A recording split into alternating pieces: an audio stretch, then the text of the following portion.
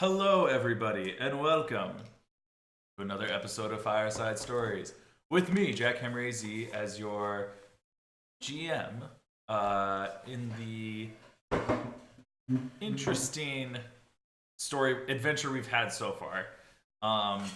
As a quick recap, the party is still located in the city of Myanmar as they are attempting to bust the drug ring that is currently taking place. From what they know, the sheriff is one of the main culprits. From the information they had, there looks to be evidence of people higher up commanding him to do stuff. With that said, the last episode ended with them capturing a person that was responsible in the trade and interrogating him, and the man offering to, if his life was spared, to then show the party where the other points of contact that he would use for the purposes of distributing the drugs. So with that said, let's go ahead and introduce the rest of the group. We are actually short one person today. Unfortunately, Wade, or Sergeant Rudder, is feeling under the weather, so he will not be joining us today. Hopefully he recovers soon. But we will start on this side this time with... Awesome. I'm Alex, playing a halfling rogue known as Viz. Jesse. I'm Jesse. I'll be playing a buff blood rager named... And I am John, also known as Refractal Studios on Twitch, and I am playing as Abner the Druid. Hey, Evan. I just realized I didn't on Twitter or Facebook that we were live. Oh well, too late. Wham. Moving on. I felt like I was forgetting something. But it's too late for that now. We're just gonna jump right into Go it. chat, go. Yeah. Spam it across Evan, the internet. Spam to everyone.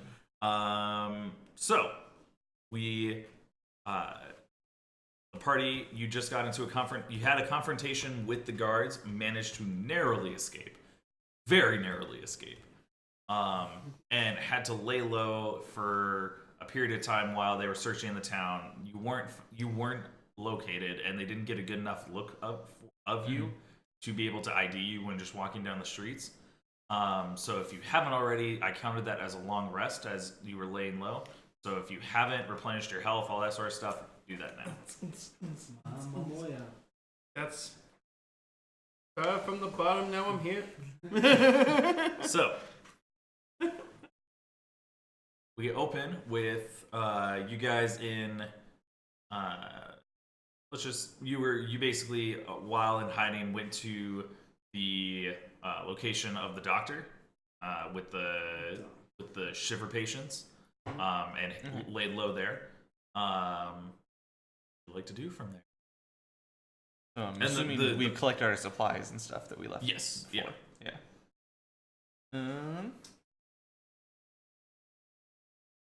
You don't have to fight with that knife anymore.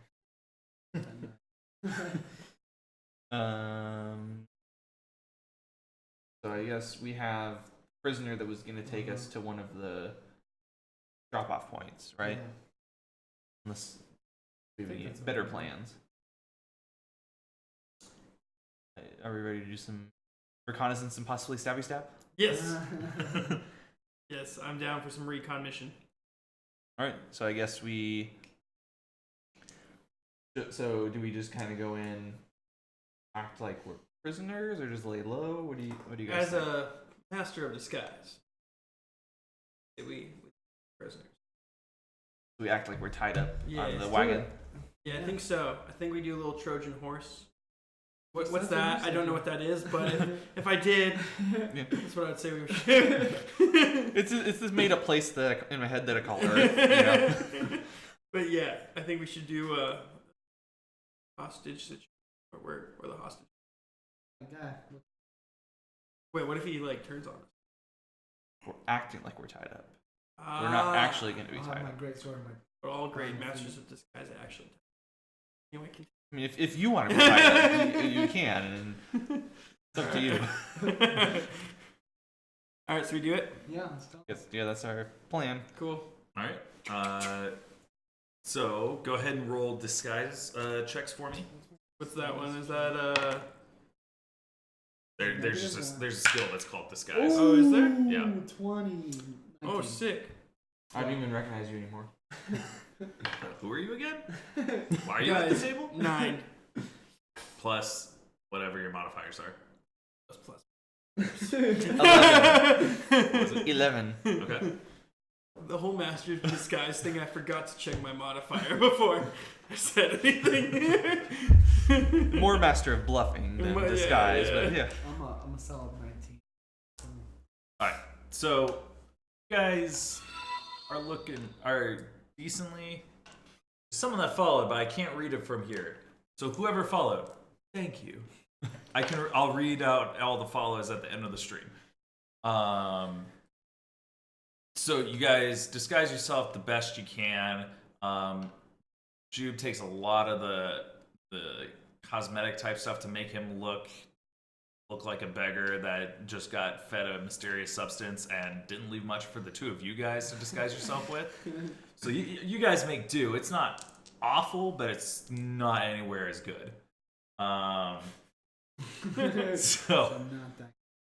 So you guys all load into the wagon, and the guy. Are you all three pretending to be prisoners, or is one person? Should one of us be like? I could be a driver. Who got the lowest score? I got a 9. Gaming. Is that I metagaming? mean, we could It doesn't matter. do that. I'm trying to think. It might be they know everybody that works for them. Ooh, So if there's somebody that's different, then they'll just. Let's just use this guy, but like I sit underneath the like thing, ready to stab him if he messes up. So you're just like hiding under. Like I'm like laying down. Like you're under a tarp or something. And yeah, I'm laying instead down of right behind exposed. him, just ready. Okay. Stealth check. Yeah. Cool. Well, he's hiding, trying to hide. That's a from sight. 9 plus my modifier. It's, I think like plus 7. 7,000. That's a 9, so it's an 18. Okay. Sneaky. So Sneak. so you guys you all climb into the wagon, and covers all the flaps are covered, so you guys aren't able to see out, and All of us? yeah, when he's doing it, he's like, this is what we always do, so that people don't look into the cart and see us transporting a bunch of beggars. You guys are okay with that? I'm already kind of peeking. Yeah, you're at the front. Yeah, he's all stealthy. What do So you think? and, as long as you're keeping watch. I guess, if you can see, think if we're someone good. can see at least, then Okay. So you guys let him get the wagon all set up, and he climbs into the driver's seat and begins to have the cart move forward through the city. I whisper, "Try anything, I'll slit your throat." Well, dude, I already agreed with that. I'm going to show you these places because I want to live. Fair enough. You just hear from under the tarp. A bit excessive.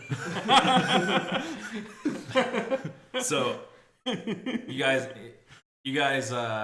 sit in the cart for a good while. It's about half hour or so as you're winding through different streets, coming to a stop to let people walk by or walk through intersections. Then you proceed, that type of stuff. Where eventually the cart comes to a stop, and the guy goes, "All right." He kind of leans over. "All right, we're here." All right. So I kind of. Perception? Can I do a perception? Sure. Me? He's at he's hiding. the one person speaking out, so we can't really do perception unless we open the tarp. 9 plus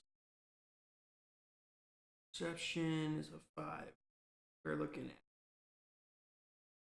Okay, so you are in an alleyway where there is no foot traffic. It's kind of a dark, narrower alley. The type of alley where if you were on the main street walking by it, you'd be, don't go down there. That place is not a cool All place. right, dark alley. I get you. Yep. All right. Anything else? I don't really see anything else. From your current position, not really. Okay. Guys. Sketch. So Guys, you're here. I kind of under my breath, so like if there's people watching like from across the street or something, they wouldn't hear it. Like, so normally just wait, or do you end up like parking and leaving, or if anybody asks, the story is they didn't give you enough for all of us. They needed to give you more.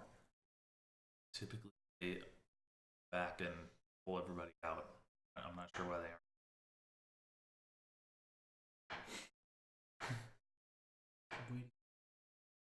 Get ready.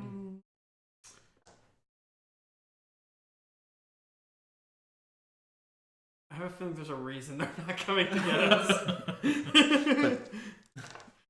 My perception roll wasn't high enough, guys. One of you guys needs to get out of here.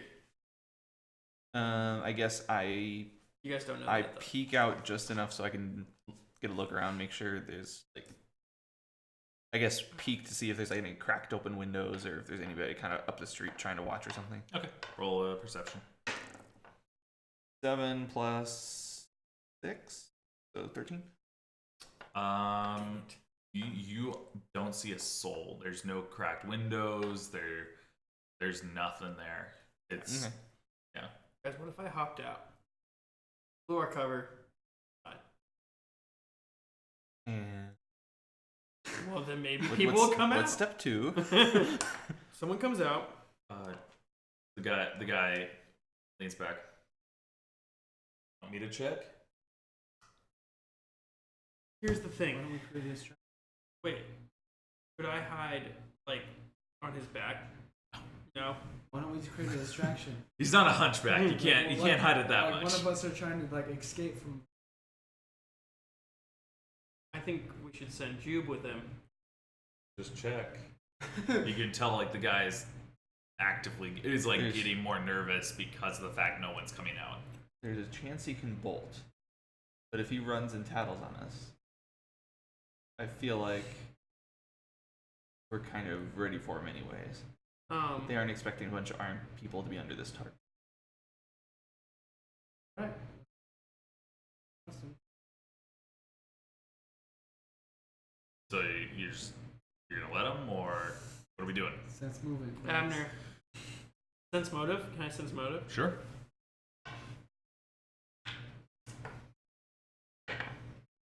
8. 0. So 8. It's honestly kind of hard to get a reading on him. Okay. From under the tarp. Yeah. I just. From his words, he's kind of whispering it, so you just really aren't able to make heads or tails of if he like the normal audio cues you would listen for to tell if someone's telling the truth or lying. He's whispering, so you can't really easily understand that. That's what I'm From, trusting. from kind of under the tarp, my quarterstaff kind of pokes out. Just poke him back. Go! Go! Okay. He hops down, and you guys lose sight of him since you're all in. Yeah. So you hear some footsteps. You hear On the cart? no, like on a door. on a door in the alley. Okay.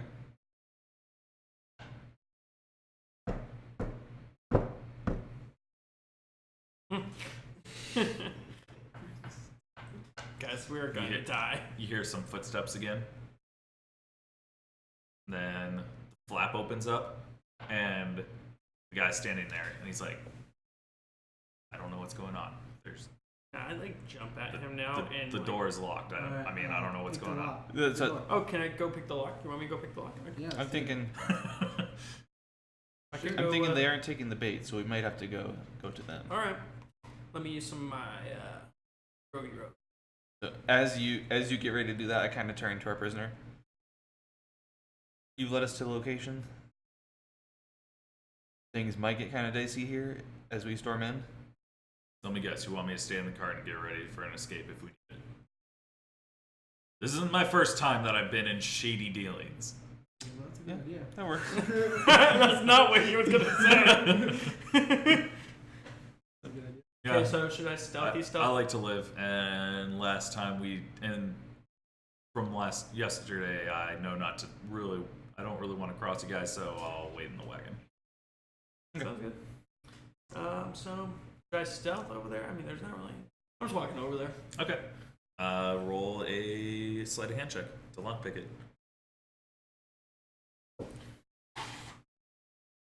1 14 plus Not bad. sleight of plus hand. 9, I think, is your sleight of hand. Yep. Yep. 20. So I guess while he's doing that, kind of do a perception check at the building itself. Sure. See what condition it's in, how secure it looks. 3. So 9 total. I'll do the same. 16 plus 8. So what you see, what Abner sees is Nothing. it's an alleyway, and the majority of the buildings all look like they're very standard. Like picture like almost Holland, how the buildings are there, where it's just like the same type of looking building repeating over and over without really gaps in between. Okay. And I'm just kind of saying, nice stonework. I got 24. You see the same, but you do notice that there are multiple footprints leading out from the door, as well as a few tracks from a wagon in the mud of the alley. And Interesting. so as you're picking the lock, you pull out one of your freshly bought lock picks and Question. Out of game. If I use a lock pick, I don't reclaim it. It's just done. no, you keep it. Okay. As long as it doesn't break. The way I'm treating it is if you critically fail It will a break. lock picking, it will break. Okay. If you just regularly fail, you just like try for a while and you just can't make heads or tails of the lock. Okay. Cool. So Continue. So you reach it, and like as you're pushing the lockpick in, you hear that the lock unlocks. Rogue power. You have unlocked the door. Congratulations! Just kidding. Congratulations! You have unlocked the door. Like You've to solved do- our door puzzle. What would you like to do? Just gonna open it. No, I'm not opening it straight up. I walk back over. Yes, Hey, since we're guys. kind of by the wagon.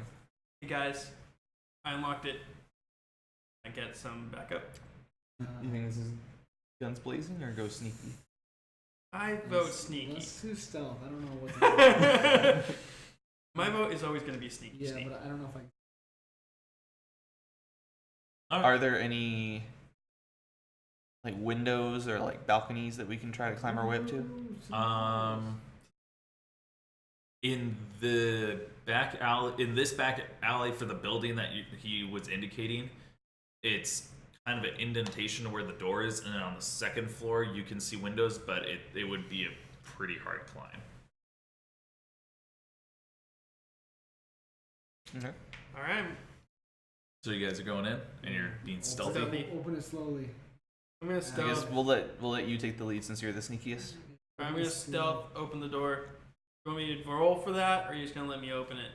You can it opens. I'm gonna have all of you roll for stealth All right. as you go All in. of us? Well, you're all steps going in, yeah. Yeah. Whoever is going in is rolling I'm for going stealth. in. I'm going in. I'm going in. What you know, my stealth is. No, you're not going in yet. We're letting him I thought I check the was- first room. We're behind him.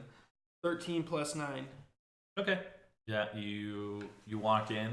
The room is mostly dark. There are a few lamps in the room that are still lit, but are near Blowing out. burnt out. Almost. There are a few that are out. There are a few that are kind of sputtering, where it's like it's about to run out of lantern oil. Okay. Other than that, is there anything I probably need to do for this, or? Other than that, you would need a perception All right, check. I'm doing that. That's what I Will was do. looking for. 11 plus my perception is 5, so 16. Okay. You see multiple tables that all. So in the room, you see multiple tables Yeah. that all then funnel into a line that leads to the corner of the room. Guys, you can come in. It's fine. I cautiously walk in, I guess. Yeah. Okay. Yeah, you guys walk in and So guys, there's these tables, right? And they're going in the line to that corner. Right over there. Okay. I guess can I kind of investigate the area for possible traps or alarms or? sure. That would be That'd be perception or dungeoneering? it would be. Or I don't think that there's one. It would, survival? Survival's more. it would be perception. 16. You do not see anything. The ground, it's not even like an interest. It's not even like good flooring. Most of it is just kind of dirt. Okay.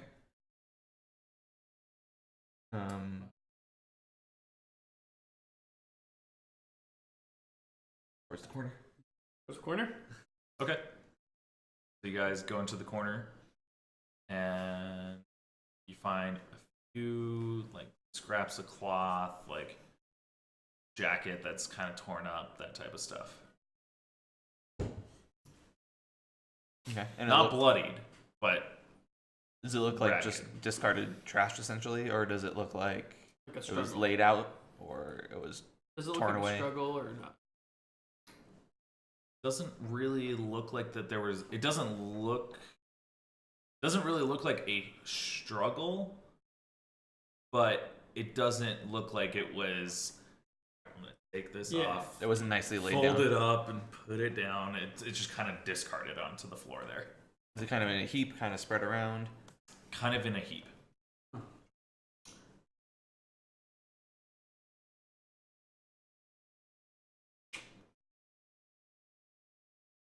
Are there any other doors in the room? There's a Lead front. front? There's a front door that leads to that you would assume leads to the front of the street. But really, all there is those tables, and the essentially almost like guardrails that lead from that corner to the tables.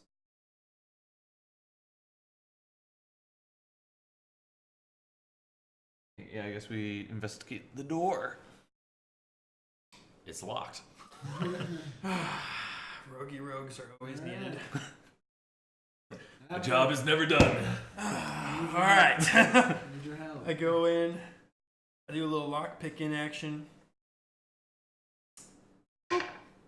16 plus 9. It unlocks easily. You guys thought about getting rid of me. That's slow. And I throw it open. It's a street. People walking by. Does it hit a person as I open it? No. Thank goodness. There's a person like as it swings open was about to walk past and it's like kind of like moves away from the door and walks by and gives you a weird this is look. the moment where he tries to swing it open and then realizes it opens this way. As funny as that would be, no. But What is this? Well, guys, I think we've been hoaxed. Yeah, I think we should go see what he's up to. I go, yeah, go ahead and check on the guy, and I kind of I do run over. a perception check on the street to make sure there's like no, like we aren't being tailed or like there's Okay. guards watching or something. go ahead. 7 plus 6, 13. Let's see, and you just see normal hustle and bustle of the I'm street. running. Okay. Run towards the Going So you're going back through the way you came in. Yeah. All right, so you get back, and he's sitting there in the wagon, and you guys kind of like burst out from the doorway. He's like, "Do we got to go fast? Like, what's going on?" Nothing to worry about. There's nothing in there. What? Come here, come with us. You said it could be dangerous. It's not. So at all. I promise you, I'm not gonna stab Very you. slowly gets out of the driver's seat or coach, whatever the Coach seat, I guess. gets out and very cautiously is walking towards you guys. Like for how many threats you guys have given him, he's very cautious. Given him any. But you're the one that was talking, and you put multiple daggers to his throat. So he's caught. I mean, he's walking towards you. It's not like he's not. It's just he's kind of like he is very cautious / worried as he's walking towards you. It's understandable, bro. I put a knife to your throat. I get it. But I promise you, there's nothing dangerous. I've only put 2 out of my 12 blades to your neck. So. Yeah, I'm good, man. So, I mean, assuming nothing else happens, you take him in. Yeah.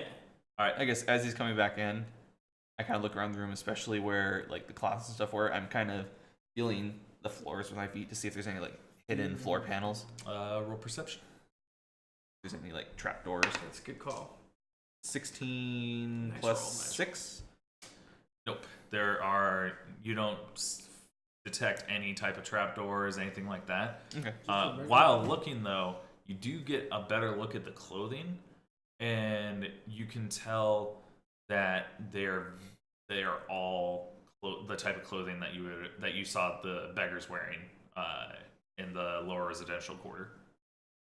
It's like the pretty much the exact same type of rags and that type of stuff. Okay. Come in. Wasn't there multiple locations, or was? There were 2 places I dropped people off. I mean, those are the 2. Before we leave, I want to roll a perception. On. Anything in particular you're checking? Like the area of the tables. Okay. Yeah, 20. Find a substance on. That's a white color. All right. Abner. do your science stuff. Abner, this looks like voodoo. Knowledge nature, right? Yeah, knowledge nature. Abner, voodoo here. Can you please look at this voodoo? 16. You looking at it, you can tell us that it's dry. It's the same substance that the guy had that from that other building that you caught the guys that you caught your current prisoner from, but you aren't able to ID what it is because it's dried out. There isn't Just crusted on there. yeah. We take a sample of it. Just take the table. All right, Jube. Jube's over here like, guys, I got it. You go to the next place and it's just like a ton of furniture in the wagon. It's like, oh, dang, I thought this was the furniture shop, not the. Darn, guys, sorry. Or can I use my dagger to like shave off some flakes? Sure. What do you put it in? One of my bags, Okay. like just a little. You probably with your Kinda gear like- have a like with vial my or two coin. for Don't you have collecting. a Or pocket. You probably, I mean, we can say that you have a vial or two for like collecting nature samples and that Yeah, type since of I was stuff. collecting some earlier. Yeah. Guys, did I lose my... Pretty sure I lost my pony. Anyways, continuing on, I just realized that. You guys haven't asked about the pony since you got to Myanmar, but Yeah. I just realized... Is it at that tavern that you got kicked out of? I don't know, man. I don't Is think this the medieval dude? Where's my car? like,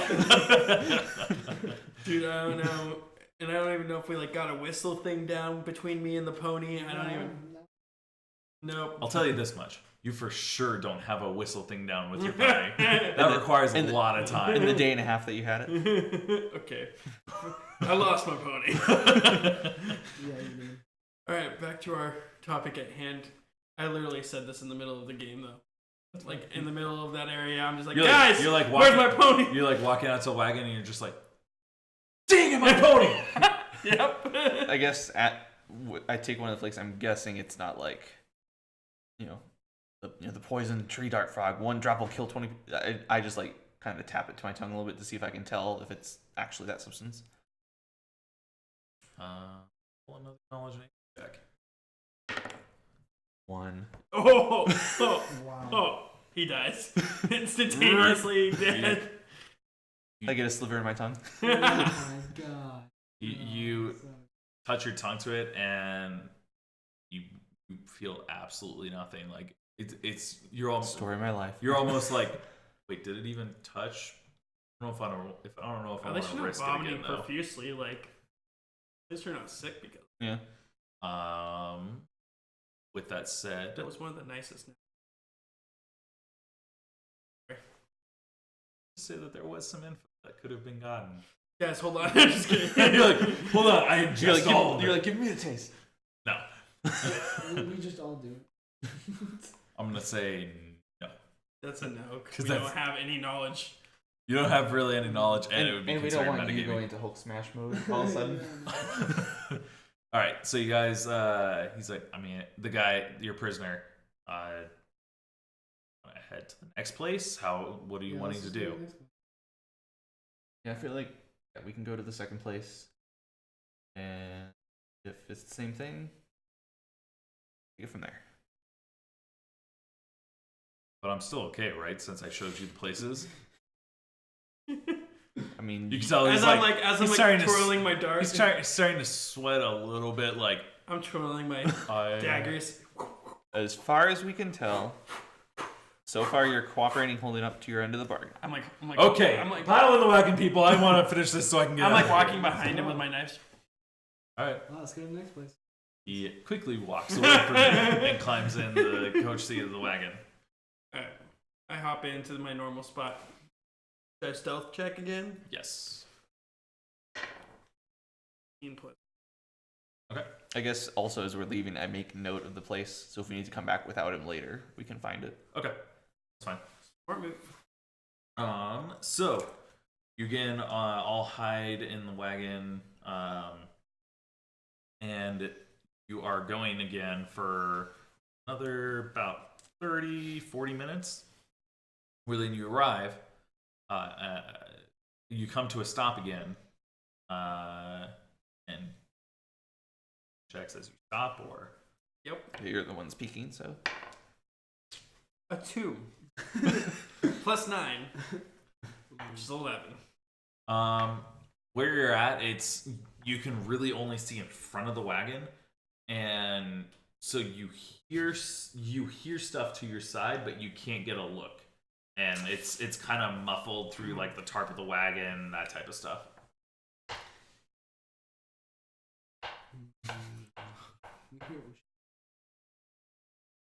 Yeah, but basically all I saw or heard was the same thing that you guys would have heard. kind of whisper to the driver. Good. Shut up. You hear? What are you doing here? You got orders to tear down and go dark. There isn't supposed to be a shipment. And the prisoner. You're a prisoner. I didn't receive any word of that. I mean, we just finished loading up this group. Yeah, I haven't heard any word of that. Then hear from the guy. No, I know the word got out that we're going dark because all the guard that bring in stock already know. So there shouldn't be any supply coming into you middlemen.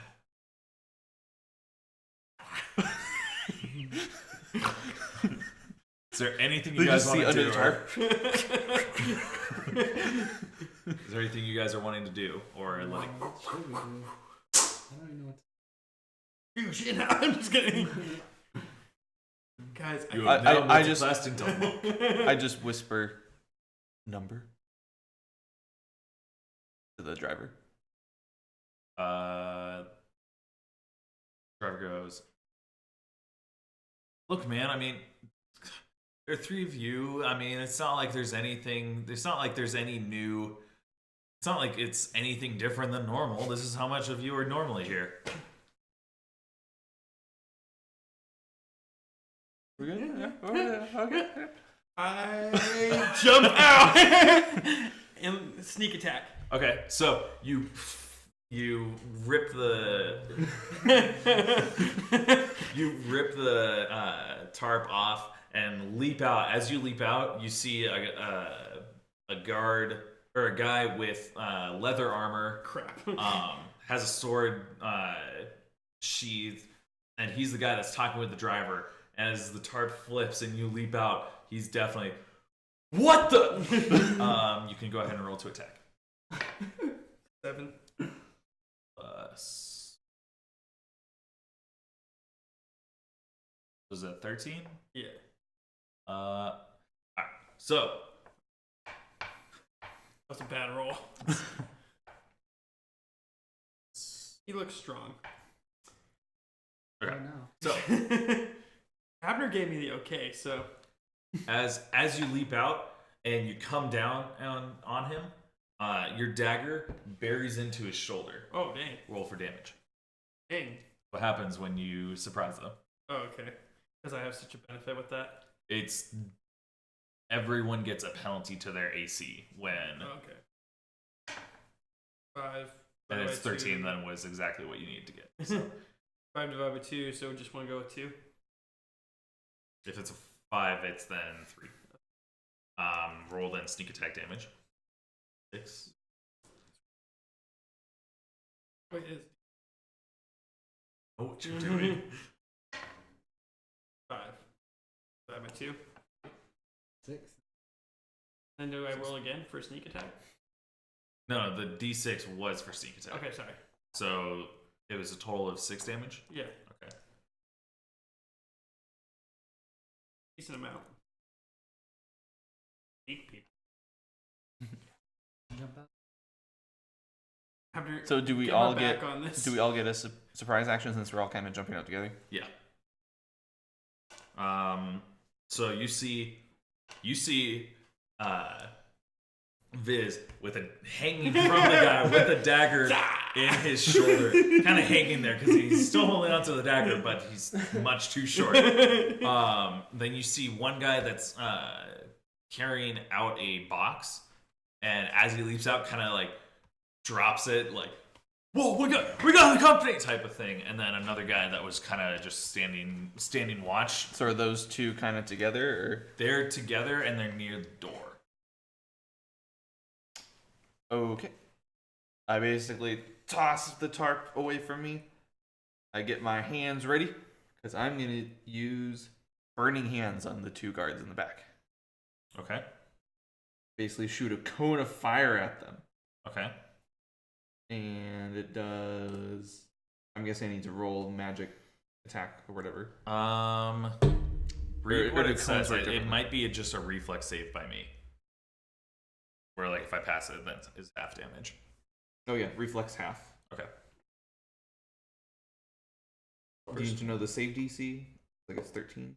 I don't need to know them because I rolled a 2 and a 3. Yay! They both take full damage. And I do 1d4 per level.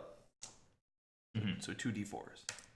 2, 1. So do I roll individually or is it combined? It's combined. So they each take 3 damage then. Okay.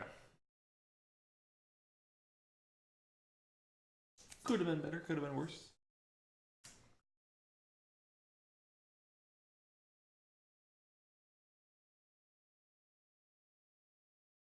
Okay. What do you want to do for your surprise? Jumping out of the box.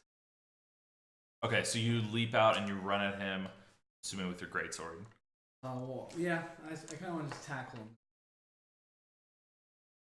Okay. Roll grapple. While he's drawing his weapon. Yeah, because you aren't actively attacking to kill. You're just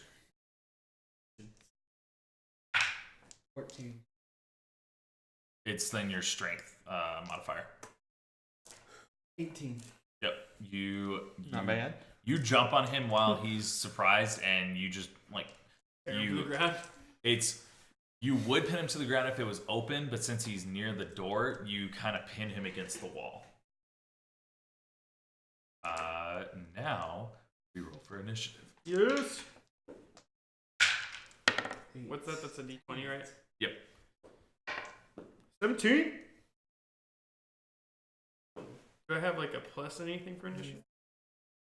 This should be your dexterity modifier. Oh dang, dude! I'm 21. I'm 9. I'm ready to fight, 13. but I'm fighting for 13. What was yours? good. 9. And 21. 21. First, sure, you're first. all right, you go first. Bring your other dagger. Bring the other down. Stab. Okay. Go for an attack. Dang it. What'd you roll? Okay, yeah. You bring your other dagger. You're still kind of dangling, and you have your other dagger, and you go for the stab, and it connects with him, but it slides right off the leather armor. So unfortunately, you don't. All right. Well, I tried, guys. Next is the guy that you're hanging from. Oh, great. He is gonna shove you off. Am I on his front or am I on his back?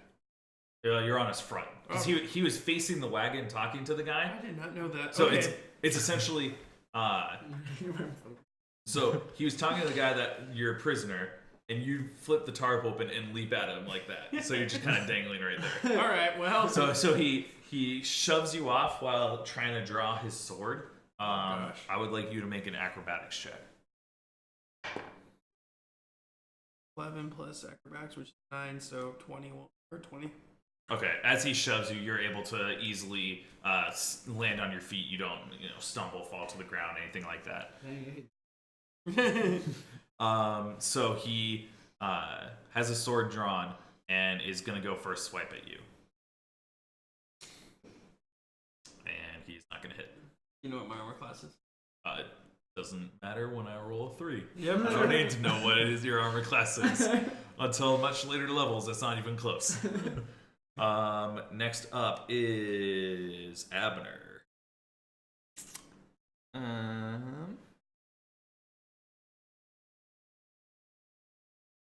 Guessing the general area is like cobblestone and Yeah, it's like cobblestone with a little bit of wood, but it's not.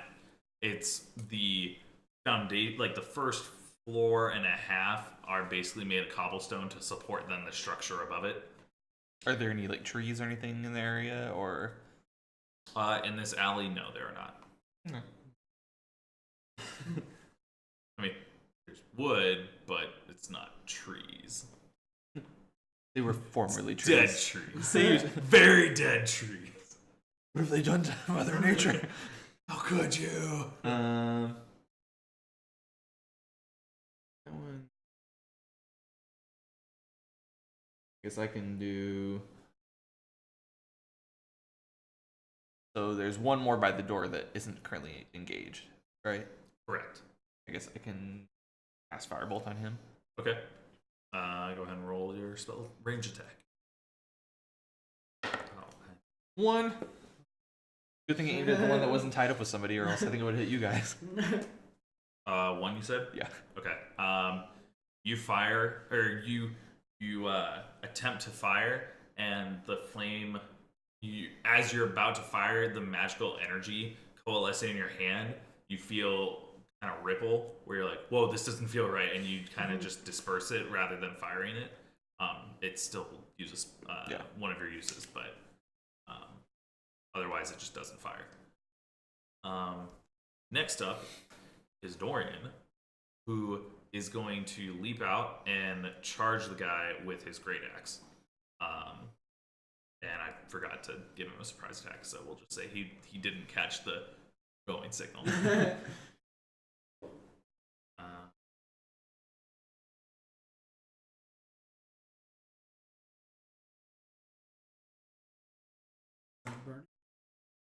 Yeah.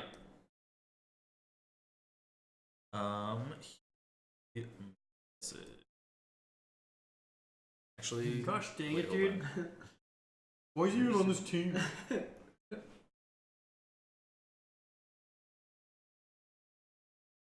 Yeah, he misses.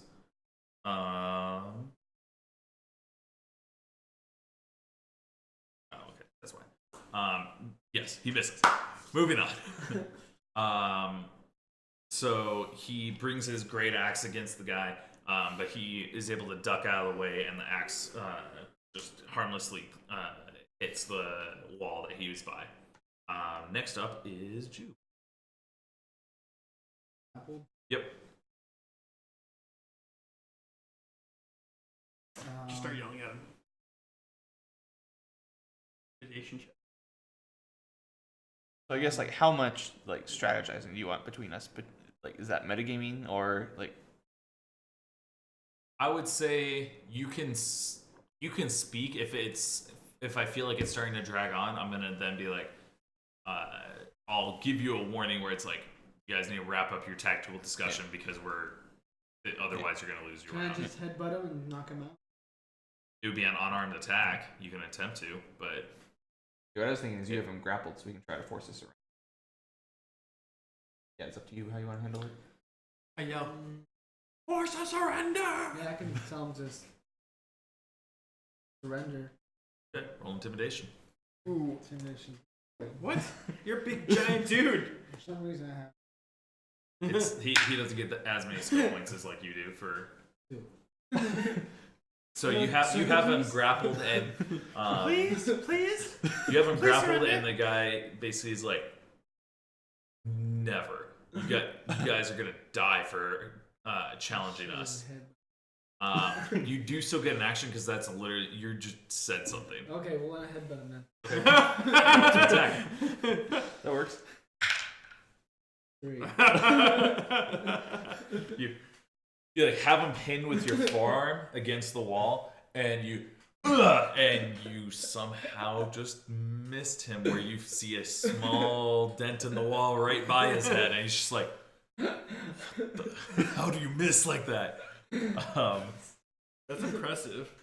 Now it's his turn, and he's going to attempt to break the grapple. So roll. Let's cock.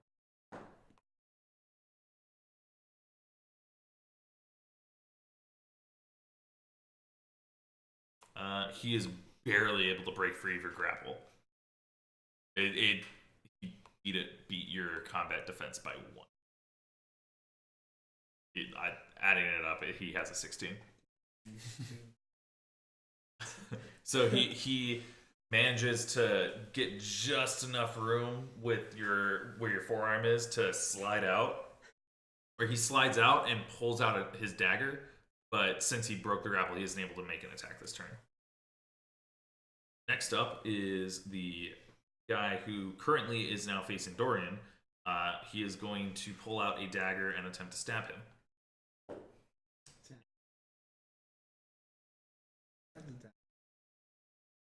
That guy's dressed in plain clothes. Oh, okay. That is not gonna hit. So he goes for the stab, and What type of stab was that? the stab was heading in the right direction, but Dorian was able to parry it away with his axe. You're just like, I'm just poor super, form. I'm just super critical. Super critical. Fair enough. Form. He doesn't care. Back to the top. It's your turn. All right, so am I still facing this guy? Yes. I stabbed? Yeah. Sick. Well, you know what I'm going to do? You're gonna run away. Double stabby stab. All right. Roll for first attack. So stupid. 15. Plus your dex dexterity, it's is- gonna hit. Yeah. So roll for damage. D6. Yep. Boop. 3. So it's a 2, then plus 4 because of your weapon finesse. Oh no, that was a 5. I just. You cut it in half, and if it's a fraction, you round up. Okay. So if it's 5 and 6 is 3 damage. Okay. So it was a total of 7 damage. Okay. Roll for the second one. Yep. 5 Again, again.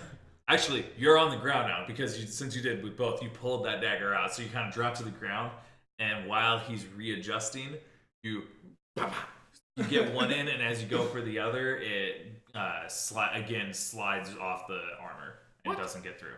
Roll a 5. I know. For your The attack. first knife bounces off the The first knife knife hit, went in, the second knife missed. bounced off. Okay. Yeah. I know. So I hit him though. Yeah, you hit him. You hit him once. That's proper form. All right, so he kind of grabs his gut where you hit him, and he goes into. You can see he kind of goes into a fury and then just takes a massive swing at you. Oh my. 17. Does that connect with your armor class? Yes, my armor class is 17. So then it hits. Oh no. Yeah. Plus he's in fury, man. You take 5 points of damage. No more drinking for you. Your liver's gone. What was it? 5 damage. Could be worse. Bad 4. Just kidding. All right. Next up is Abner. So everybody's kind of in hand to hand where tossing range stuff probably isn't ideal. Right, but you could flank someone to give them. You get a bonus, and then they'll have a bonus as well.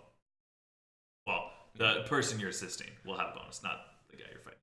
Yeah, so I guess Viz is on the one closest to the cart. So I kind of just jump off the cart. So like if he's here facing the cart, I just kind of jump off to like hit him on the back and the shoulder with my quarterstaff. Yeah, you can do that. Go ahead and roll for attack. Nice. Guys, what is going on?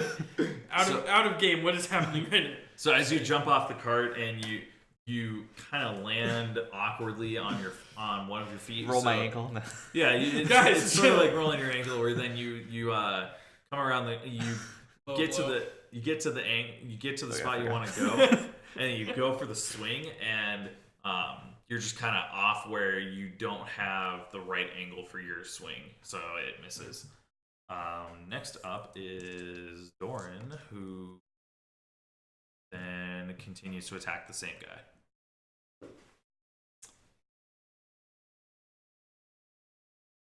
He swings his axe, and again it misses where he ducks out of the way, and it hits the cobblestone, and it reverberates in his hand because it was an awkward hit, which causes it to reverberate where he accidentally drops the weapon.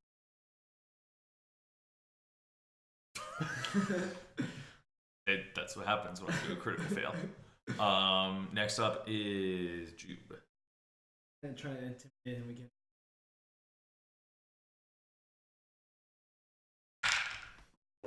Not bad. 13. You got a 13 or a 14? Oh. Well, It's a 14 minus 1. Okay. Your words mean nothing. You're still gonna die here. Dang it, man. I pull my sword out and swipe at his feet. Okay. Sharp side or flat side? Like, are you trying to like deck him, or are you trying to take his feet off? I take his feet off. Okay. Roll for attack. Dang it! Oh, 0. What the heck? Dyson or funk tonight. Ah. As you go for the swing, he definitely leaps over it as it goes at his feet. With that said, it's now his turn. So it goes over his feet, and while he's still in the air, he goes for a jab with his dagger. Does a 13 hit. Yes. You take 3 damage.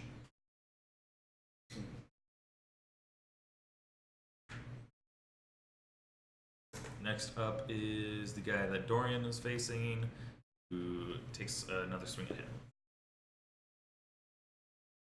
That connects. Dorian takes 3 damage. Alright. And back to the top with Viz. It is. No, he's still alive. Stop. Alright, roll. Are we doing double attack, single attack? Because you do a double attack, you do take a -2 for your attacks. Yeah, I'm gonna do just a single attack. Alright. My technique will be on point. Alright, roll for You will see. roll for Watch me get it now. I'll watch. 6. 4 plus your bonus. 14. Yeah, It's like 12. yeah. Yeah, so it unfortunately misses. Guys, my technique wasn't ready.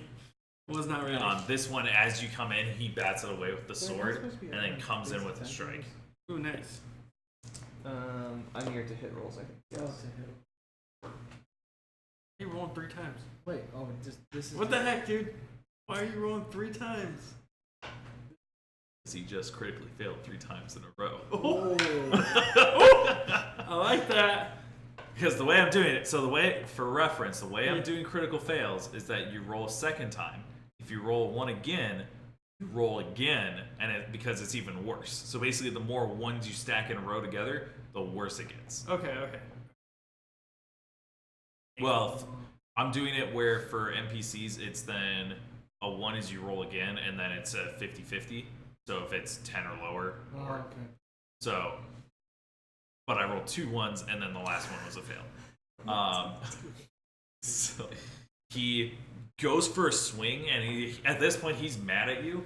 He goes for the swing, and as he in his anger he misses and actually hits himself.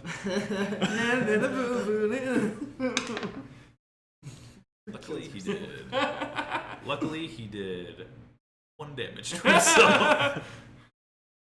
He ends up killing himself. Next up is Abner. Come on, fearless I leader. guess. Guide us to victory. So if I were to use my quarterstaff to go for a knockout instead of a kill, does that take a damage penalty? Or how would that work? It's a to hit penalty. How severe? I think it's a -4 for trying to use a weapon in a lethal weapon in a non-lethal way. I think. Pretty sure. We'll just say that's what it is. I can look it up later, but for now, that sounds right. I know as you take a penalty to hit. Fair I enough. guess I'll go for the knockout on the one that Viz is fighting. Okay. You're gonna knock him out? 9 That's not bad. -4. I'm right next to him. I'm like, oh yeah, get it. Let's see this. I forget Oh, which modifier it is, man. but either way, it's 1. It would be dexterity. Hey punk, don't mess with Abner, bro.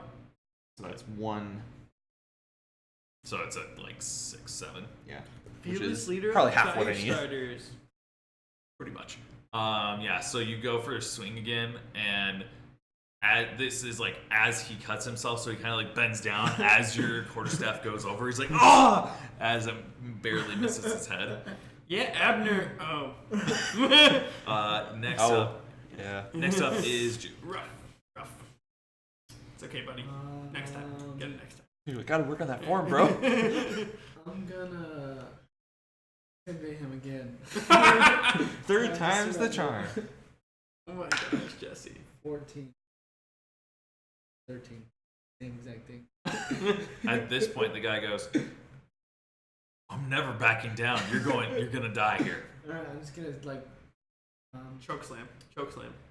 I'm just gonna. John Is he Cena. by the wall? Yeah. I'm gonna just ram him right in Oh the my like, God. Like shoulder ram him or with your a sword. spear, like shoulder. Okay. Dang. Roll for unarmed attack. 18. That hits. Nice. Yeah, what? Roll for damage. It's a D4. Yep. Plus your strength modifier.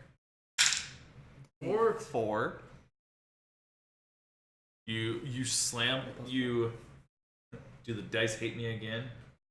Yes. They always hate me. So Did I say everybody's tonight? Except for me. you just missed like 3 attacks in a row. So you shoulder slam him into the wall, where you hit him in the chest, where he hits the wall, but his head kind of whips back and hits the wall as well from the force, and he slumps over unconscious. Yeah. See a little bit of blood, but it's non-life threatening. Blood, but no brains. It's he's gonna wake up with one hell of a headache type of situation. Nice. He's Then unconscious. I figure out Dorian gets to take a swing. That's gonna hit.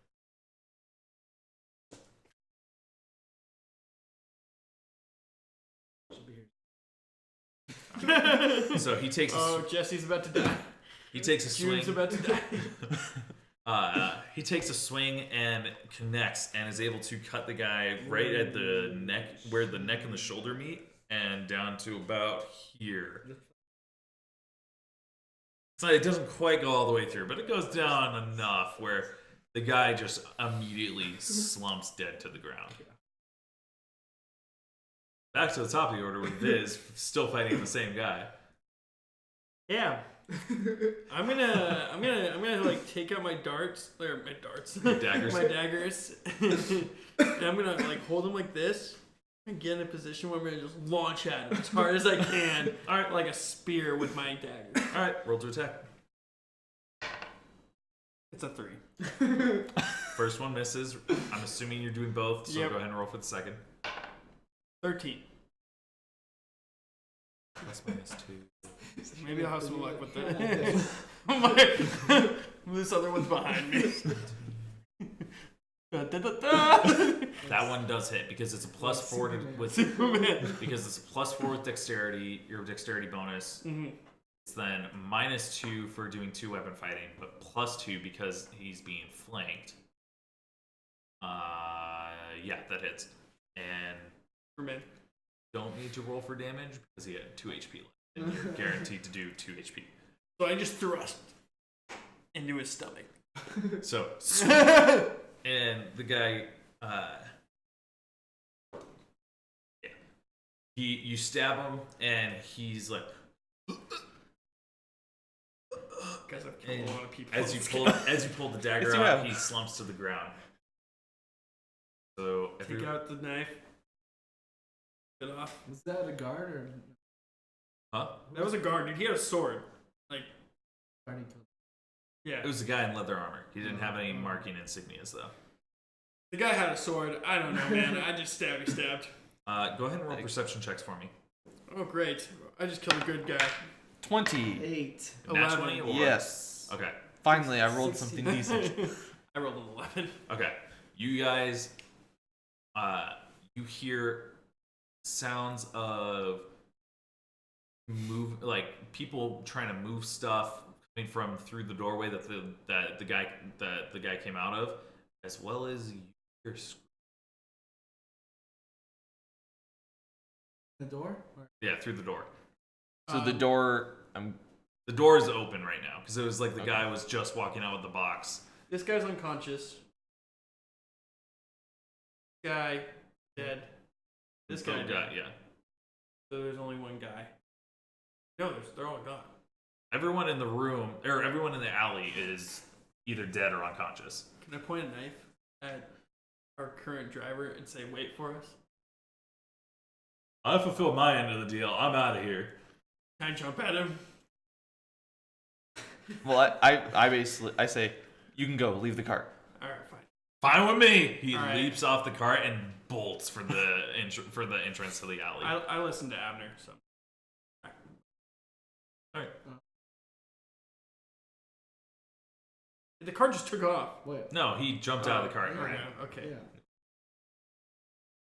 Okay. And then I'm running in. Okay. Wait. Do we want to go stealth or? I mean, there's screaming already happening in Victory there, lap? so Victory I think, lap. So I'll stay in the car with the. I feel like there might be some prisoners we need to rescue. You're or- staying in the cart? Yeah. We might need your help. Just in case the guy wakes up. I can Yo, just- but there's people screaming. Like, you are the strongest guy on our team. FYI, as soon as screams are heard, Dorian sprints in. Of course he does. Because he would actually do that. I'm sprinting after them. I'm going in. Is it? Abner, Is I it ask dark for in there or well lit? forgiveness. Medium lit. It's not like bright lights, but it's not dark. Abner, Okay. I ask for forgiveness, but I'm going in. So yeah, I do light on the end of my quarterstaff. I draw my dagger in the other hand, and I start to walk in. Okay. As you run in, you see an eerily similar scene of tables with a line leading to a corner. However, there are people. A lot of blood. because there are two people standing there with swords, stabbing people where they stand, and they fall to the ground dead. Can I? On top of that, at the tables, you see two men, one in plain clothes, putting the last bit of supplies. You can't really get a good look with how quickly things are moving. Putting supplies in a box, and the last guy is wearing scale mail armor, and looks like he's got a giant axe on his back, and is wearing scale mail, and looks like he's kind of ordering people around. Pretty sure that's important. So is Abner close to me? The order is currently Doran, you, Abner, Jude.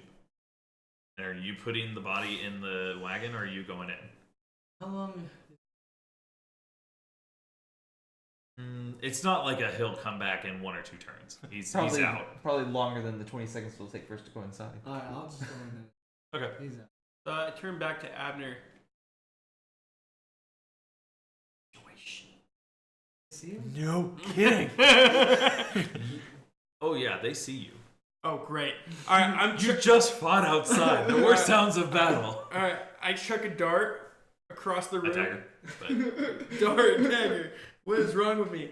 A dagger across the room to the guy stabbing people. Okay. And I tried to hit him. one of the guys stabbing people, roll to attack. A 4. Hits the wall. Harmlessly falls to the ground. I need to get that back. It's like, roll for initiative. I really needed that dagger back, guys. Wait, who did he throw at? Who did you throw? So there's guys over here stabbing people, right? Oh, he started to throw that. Yeah, there's the guy with the chainmail that's right over here. Probably a good call. You guys. You guys both should deal with the guy with the chainmail. I'll try to deal with the other two. I mean, I've been killing people pretty well. You think you can stop the murdering pretty quick? I think so. Yeah. If I've been rolling the way I've been rolling. Do it, yeah. I feel like both got email. No. I mean, that's fair. I can't have it, so. I think it's light armor. But here's the thing. For reference, scale mail is medium. You would know this just from general travels. In terms of game sense, it adds 5 to AC. It's Abner, heavier armor than anything you guys have. Yeah. Abner, we need you to call an audible right now. An audible. Okay, I don't know what that means. I just need to shout out loud. No, what should we do? You're a fearless leader. Thinking we knock some heads and stop the killing. Before anything else happens, Dorian pulls out his pistol and fires at one of the guys that's stabbing people in the corner. Cool.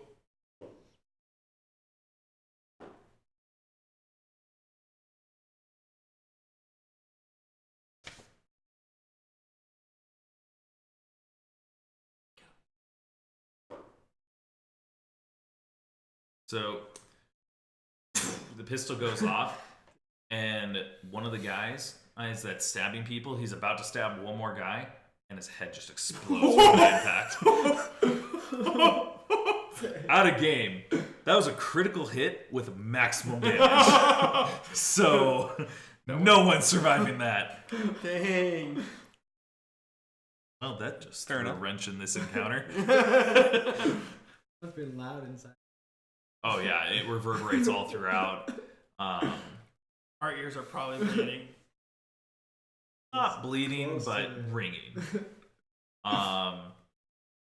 So, on the tables, is there that substance and all that, or is it just the people lined I up? would say roll a perception check at a -4 because it's like Because we're rushing in. yeah, you're rushing in. This is like heat of the combat. Adrenaline is flowing.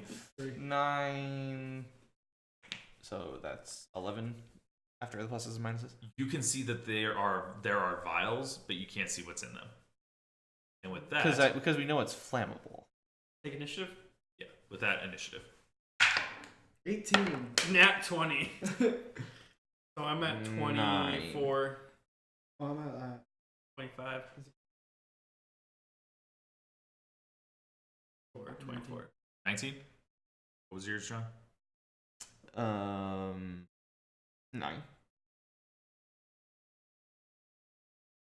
oh, what's right there? Plus yours. 2?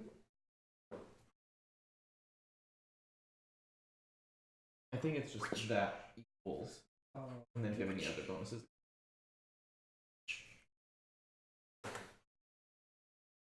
scale them. I have a knife and then. Yes, Cool, dude. Great stabby stab. I figured. I need my I dagger. noticed. I need my dagger back. Go after the scale guy. I'm running. Yeah, since we already handled one of the. Yeah, I mean, one of the since guys in the Doran corner. took care of that guy, You go after that. I just gotta take care of the other one. I And that's it, right? There's only 3 guys. think so. No, maybe. Bad guys wise. we might In the be- immediate visibility. From what you can see, there are currently 3 guys still alive since one got his head Three blown up. Okay, so there's another guy next to the chainmail guy. Yeah, there's the guy in the scale mail, the guy next to him, and then there's still a guy in the corner stabbing Okay, people. all right. You two take care of those two.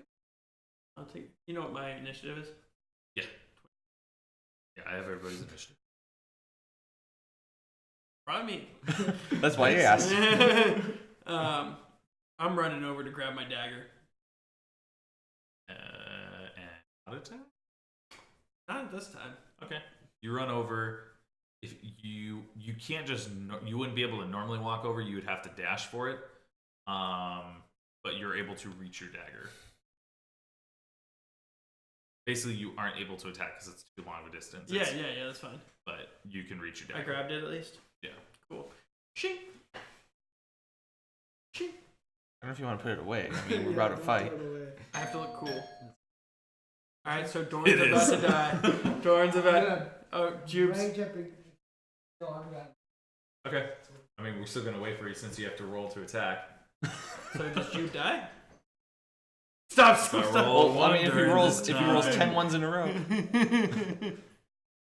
Almost a 1. That's a 3. 13. 8. 16. Just here. 9. 3. You're good. Alright, let's You're Still attacking. alive. You can roll to attack. go. Plus your strength. Are you raging? Yes. Plus another 2.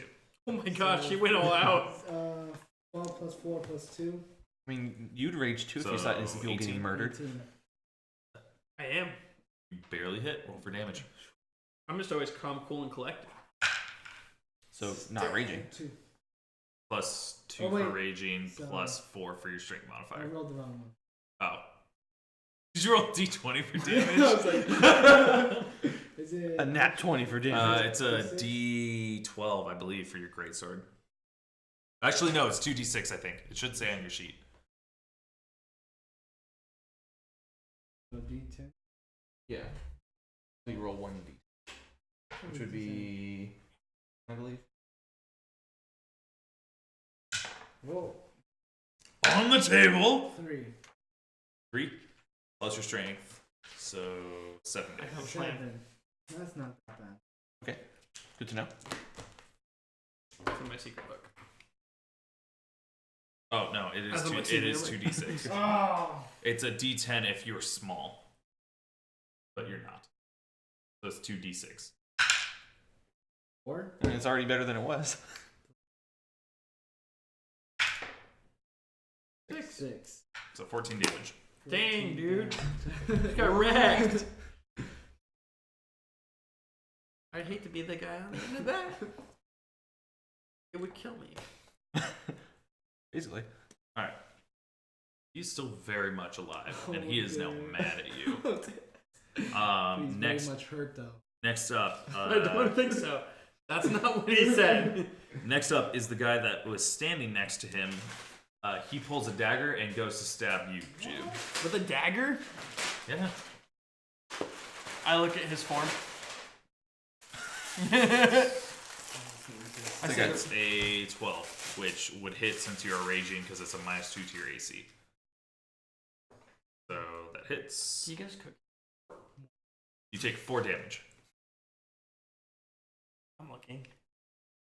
Hold on, man. He just hit and did the max damage you could do with the dagger. 7 out of 10. Not bad. Not bad. Next up is the guy who is stabbing people in the corner. There are Great. there are 2 guys left in the corner. He's going to attempt to. Can I like do any sort of save No. to block it? Like an opportunity attack or something. No, because you aren't close enough.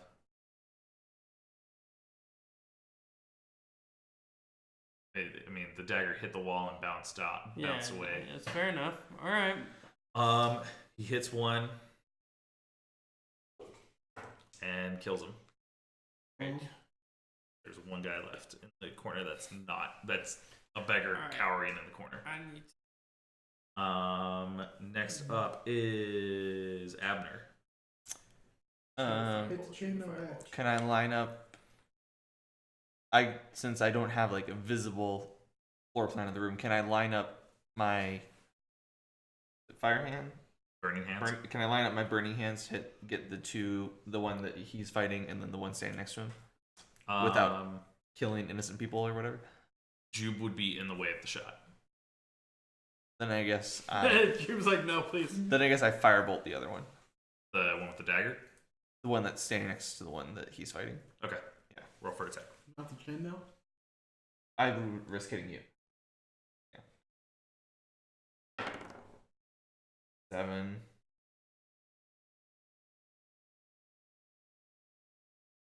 But you're not, so so 7 plus.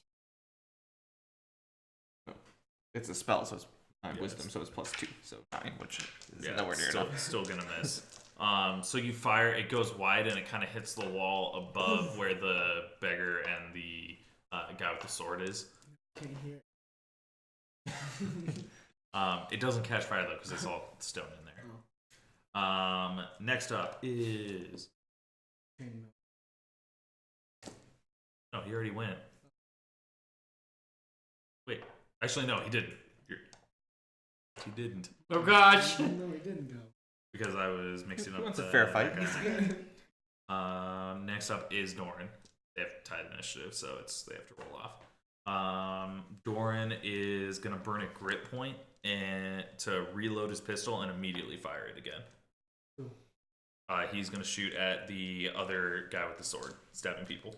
Do Abner's job. Means Fiz's job. That's his job. Sorry.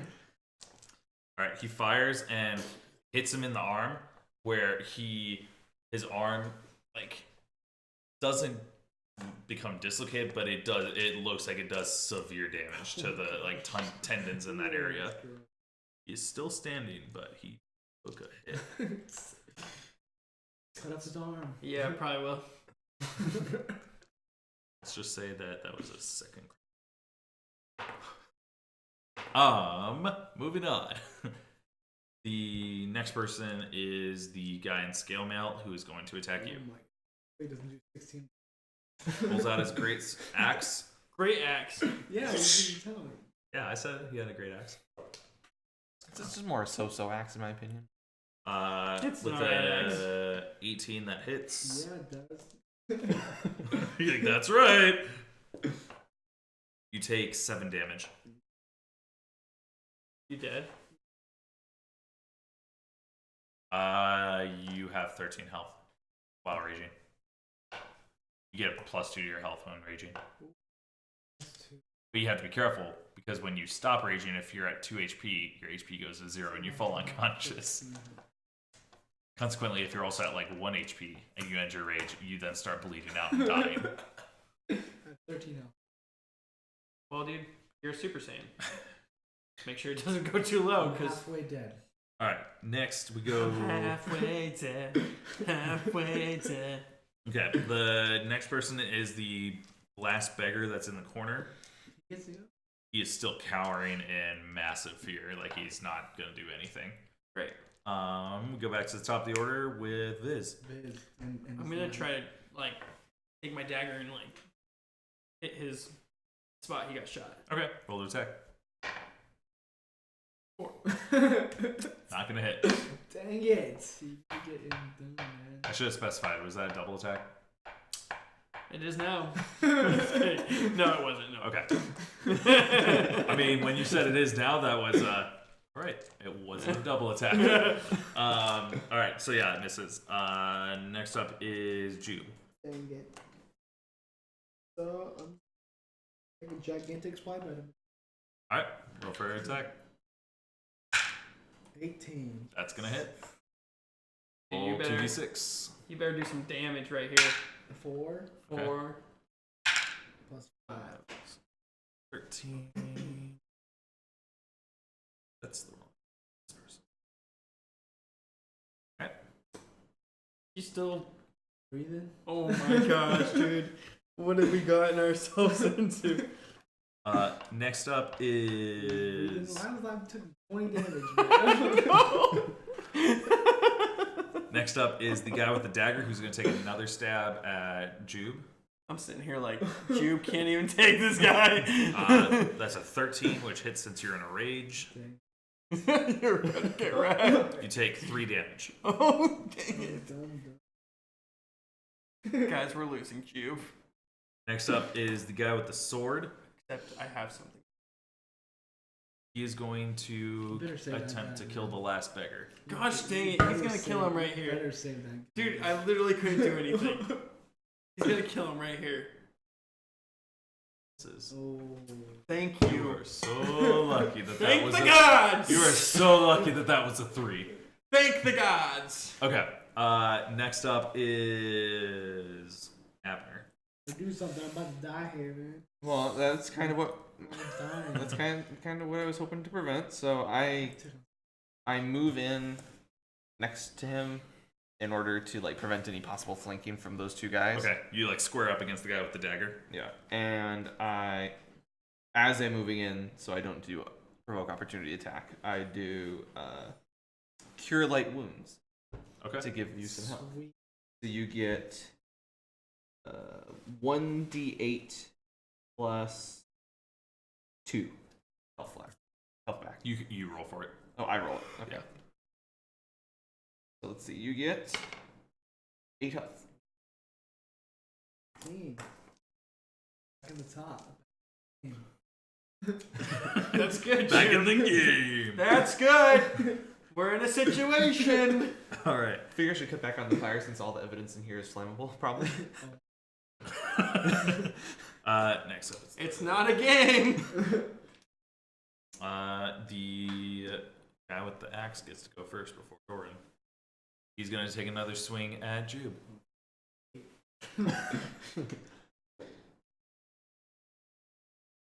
That's a critical. If anyone wants to confirm it's a critical, they can, but it's a 20. What did he look? I don't want to bump the mic. Double. Yeah. It's not 18. I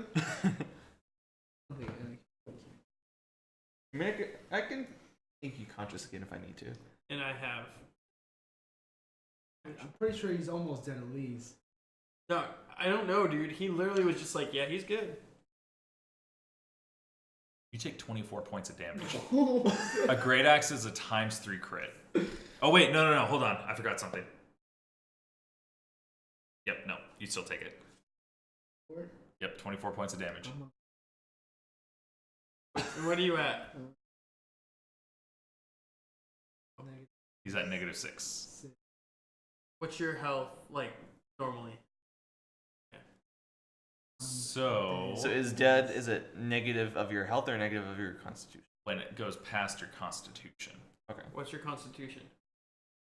With that, you also fall out of rage. So you lose an additional 2. That was the wrong time to get a crit against you. But to be fair, if John didn't heal you, You would be dead. Yep. Yeah, you would actually be legit dead. Both sides. Is that the plus minus or the additional -2? Well, you're at -8, right? And I healed you for 8. Oh yeah, so he'd he'd be 1 away. He'd have He'd have dice one roll. chance to not die. If you failed that next roll, you would die. Daggers. Okay. Dude. Well, I'm gonna take care of the guy that's next to me first. So, as Jube falls bleeding, unconscious, from this massive axe hit that came in your side, and you fall to the ground unconscious, Doran, in a panic, runs up while loading his pistol, using another grip point for swift reload, and then uses his third and final grip point to use up close and personal by firing his pistol right at the guy. The guy that just knocked him out. A hit. And, Dude. 850. no, probably like Does 9 points of damage. Dead. He is looking extremely battered. Doesn't mean anything. yes, it does. 1 or 2 more hit points. With that said, next person is the beggar, Rage and still panicking. I've rolled a 1 and a 2 to see whether or not he actually does anything. Back to the top of the order. All right, this better freaking work. I'm double attacking. All right. 20, nat 20. All right. Roll for damage. 4, 2. 2. attacking. Roll another. Plus- Oh wait, no, it's not sneak attack. I guess it's agility or Yeah, dexterity. it's 6 times. I think a dagger is ×3, so 18 damage. Can I tell how I kill this guy? Since there are still combatants, I'm gonna sing. Okay, fair enough. What the heck, man? I rip off his arm. That would be a strength check if I ever heard No, of it. like dagger through his arm. What the heck? That's still a strength check. That's like going through bone and tendon. And that's not like But a it was, it was already halfway done. It's like a hole. Okay, There's never still plenty I of just to go shove it in through. the hole and So you, as he's again reaching up to kill the last guy, ooh, I do a save. you leap up behind him and get him right in the neck. And since you were leaping at him, you still are carrying momentum, Oh, and the head doesn't fall off because your dagger isn't long enough, oh, and he crumbles to the ground. that was pretty sick. 18 damage. You're like, could have used it over here. I like how the one hit. I do- You just the lay there guy has unconscious, like 2 health. It's like 18 damage. You're just laying there unconscious. Or right over here. Next up is Jube. Go ahead and roll a d20. Bro, don't die. 16. All right, you do not lose a health point. Next up is Killed the 2 guys. dagger guy who is going to take a stab at Abner. I do. 11 doesn't hit. Poke it. Literally poke It it. barely doesn't hit me. My AC I'm is just 12. like bouncing Oh, off yeah, the yeah, walls. that is true. Thinking. Says bad. Next up is Abner. So I was looking at my inventory to see if I had like a healing potion to help my friend over here. You do.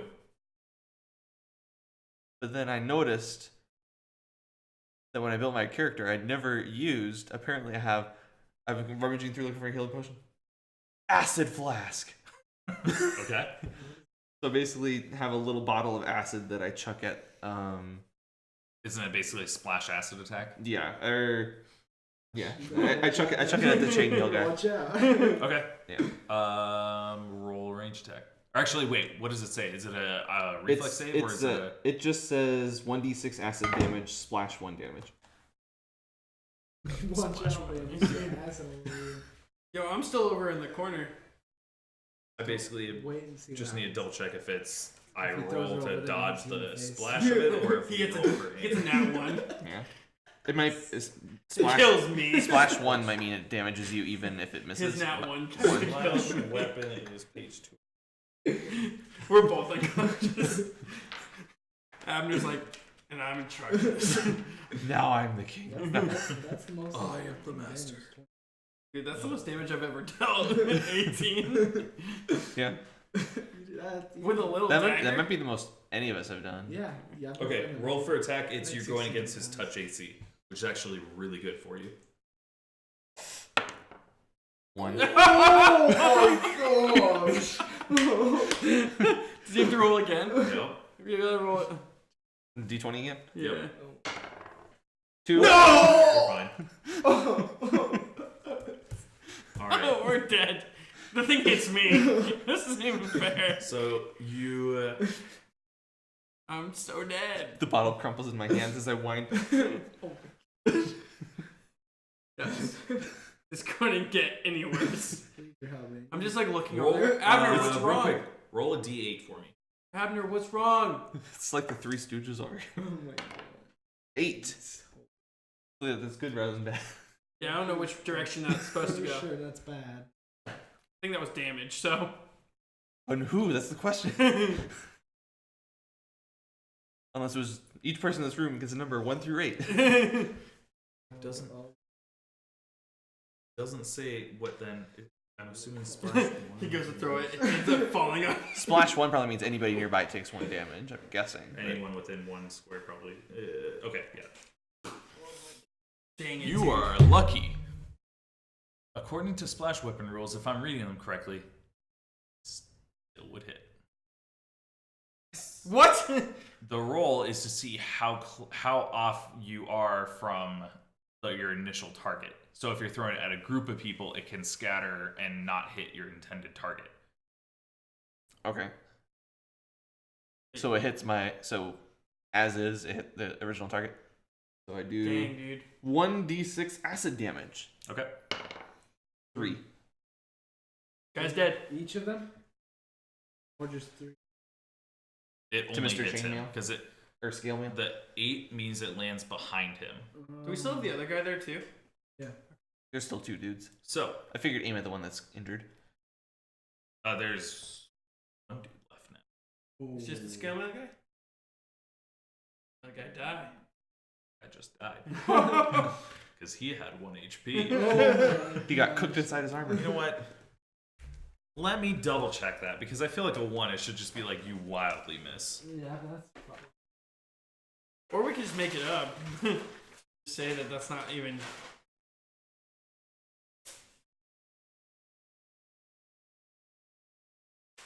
Say we let the game master decide. And see, it's literally the voice of God over there. Okay, I did read it wrong. Oh, damn it. Since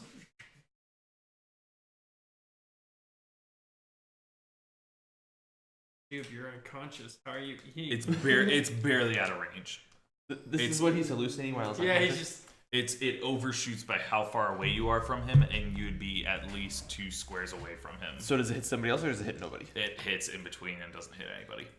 Thank you. Isn't this over or something? It like Stop. It like connects with one of the tables and kind of breaks, and that corner of the table starts to melt away and like it tips over. Okay. But Goodbye, he's still acid actually blast. alive. With that said, roll off between. Gets to go first.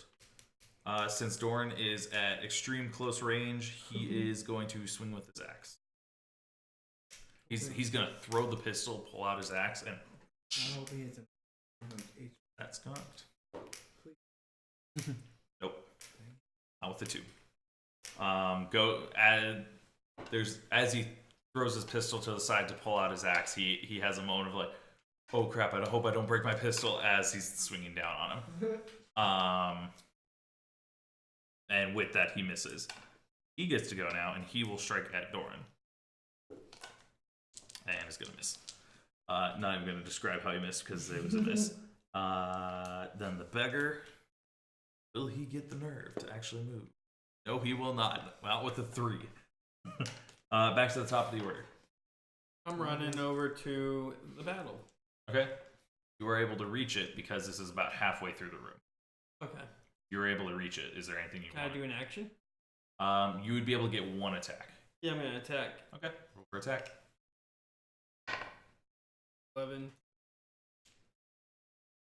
Or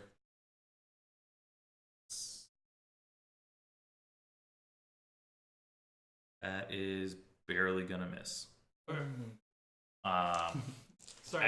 As it connects, it hits the scale mail, and you just you know the sound of like when a teacher is scraping the chalkboard. It's as it kind of scrapes down the scale mail. Well, guys. Jude, go ahead and roll for. Yep, you don't lose any health. Next up is Dagger Dude, who's going to attack Abner. 12, so that it's. Yep. Take 3 damage. Whoop-de-doo. Next up, that guy is. Back to. Still 16. Yeah. Druids tend to be pretty healthy. Next up is Abner, because the other guy that goes in between is dead. So scale mail guy is still standing there. Dagger guy is still standing there. I guess I wind up and just try to do a point blank firebolt into scale mail guy. Okay, that would. Or would that give me a penalty? That would. You would be able to fire, but you would get an attack. The dagger guy would get an attack of opportunity. Then I guess I go at him with my quarterstaff instead. Okay.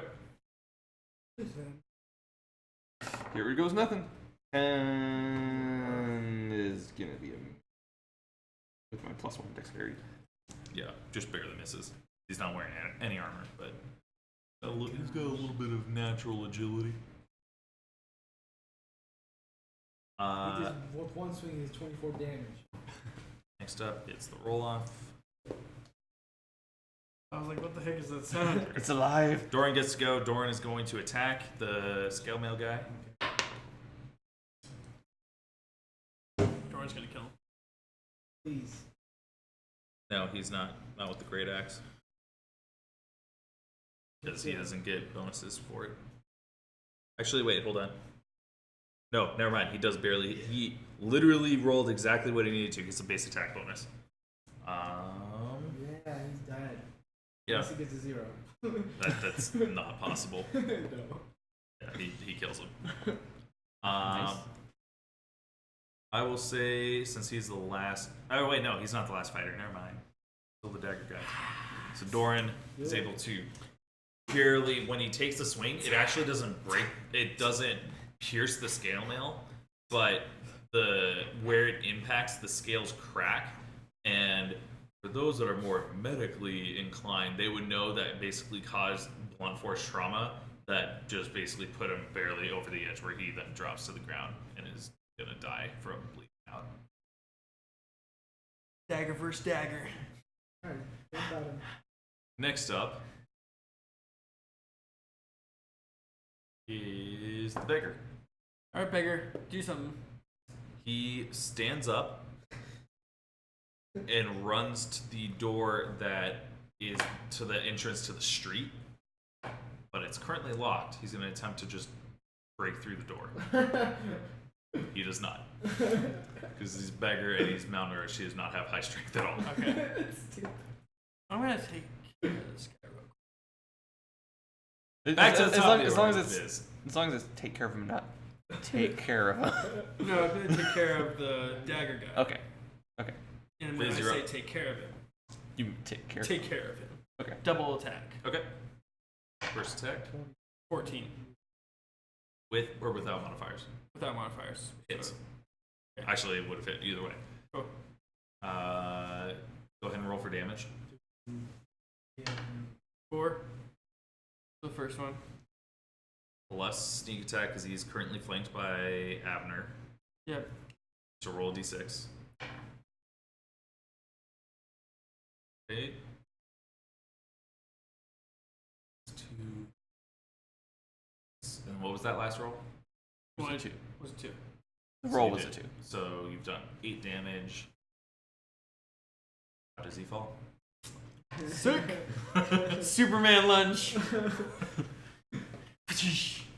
Alright, so Right through. So I'm gonna tell how this ends from Abner's point of view. So Abner's currently trying to fend him off with his quarterstaff when in his peripheral vision he just sees a halfling like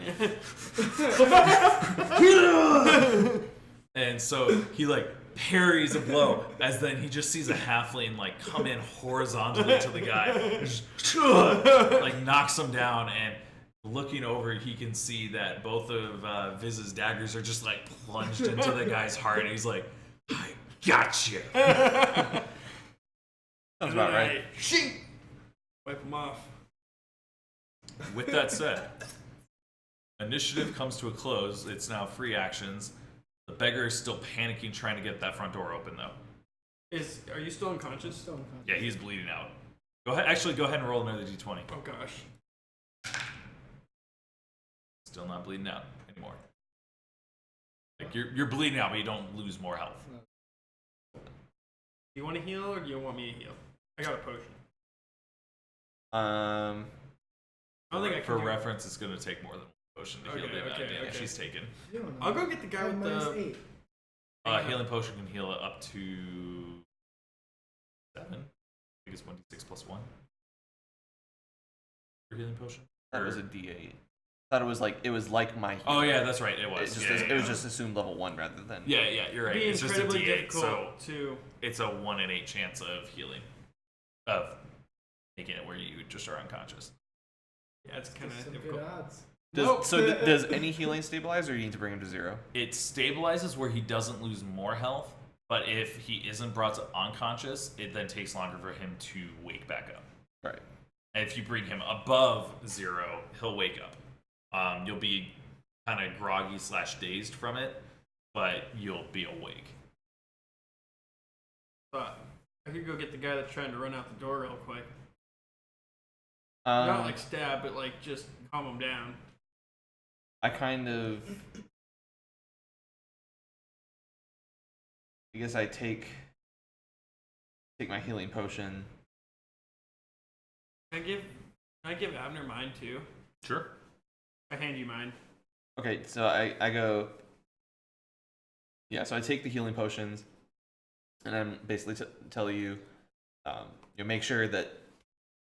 Crazy guy. I'm concerned about the people in the corner, seeing if any of them are like Alive. critical and savable.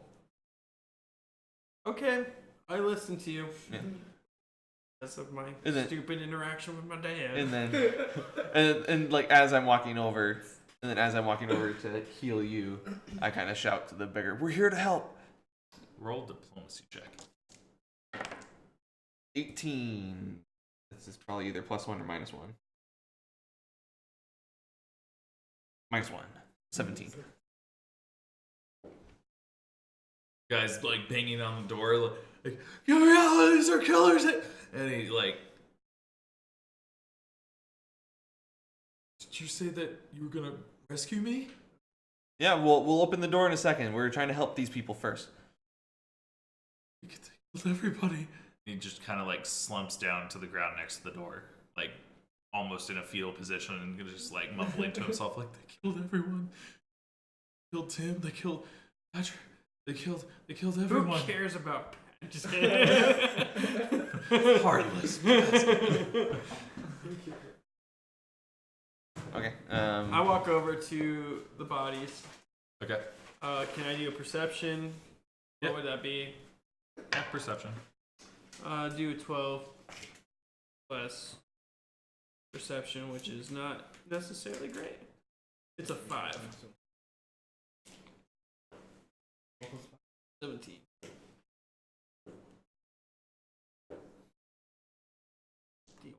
There are a lot of bodies over there.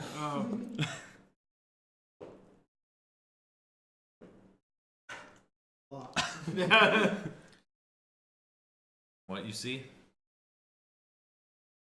Oh man. They're all dead.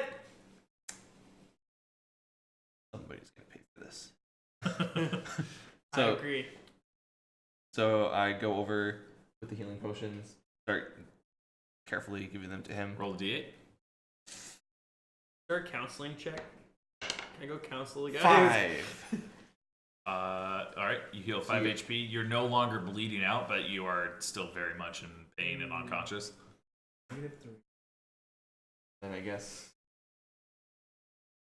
I go ahead and give him the second one. Okay. 2. Alright, you are still... After a long rest, you would be... After about 2 hours, you would be able to wake up, but you would be at you'd be at 1 HP and you would be very groggy. Cool. And then I turn to Viz. I don't want to carry him, do you? Nope. Okay, in that case. Healing! Alright. Then I use my Cure Light Wounds to bring him back for another. Let's see. Yeah, you're gonna be positive. I think it's like 1d8 plus. It's either +1 or +2.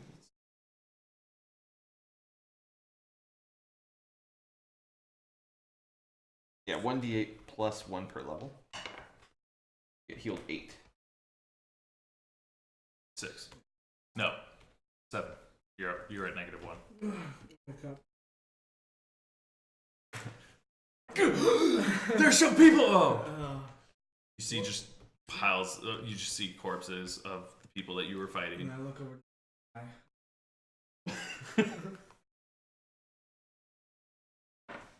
guess. Do we do? I guess that's probably what you're doing. A quality check on the armor. See what damage it is.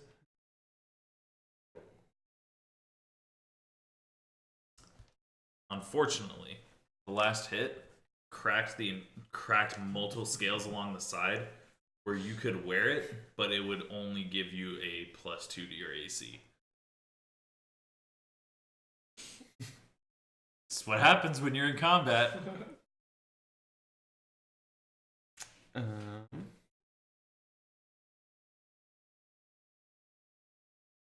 Yeah, your wounds have sealed and you're functional, but you're not that functional. You're like you will be feeling it in the morning, type of thing. Yeah.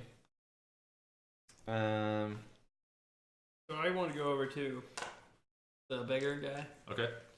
The field position. He's still mumbling. And I diplomacy with him or no? I mean, what would you say? Try to talk him out of his anxiety attack that he's having right now. Okay, what would he say? Hey man, I know you've seen some crazy crap. Alright? But we want to get you to safety. Will you follow us? Will you come with us so we can get you somewhere safe? For diplomacy.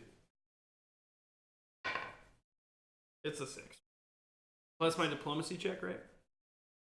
Diplomacy is a 8. Oh, I just want to get out of here. Cool, follow us. Obviously, you saw we could protect you. Just want to get out of here. Cool, alright. He's gonna follow us. Alright. Okay. Is there anything else you want? I go over to the tables, and now that the fighting's over, I actually investigate them. Alright, guys, let's also remember there's a guy in the cart who's unconscious. He's going to be unconscious for a while. Okay. Technically, we've only been in the room like a minute at this point. Yeah. Like Probably about, 2 yeah, minutes at this now point. the fight's Wow, over. okay. Oh, wait. For reference, every single round of combat is 6 seconds in Okay. real time. So combat moves real fast. Bro. Can I get that great? Sure. 14. Take it. So modified. Add grade X. It's modified is 20 on the table. The table has been relatively cleared. However, since the box was right next to it that they were putting stuff into, you look in that and you see multiple vials of a white substance. Do you say anything so that we know this is down? Ask the air guy what they do. No, we don't know that he sees them I yet.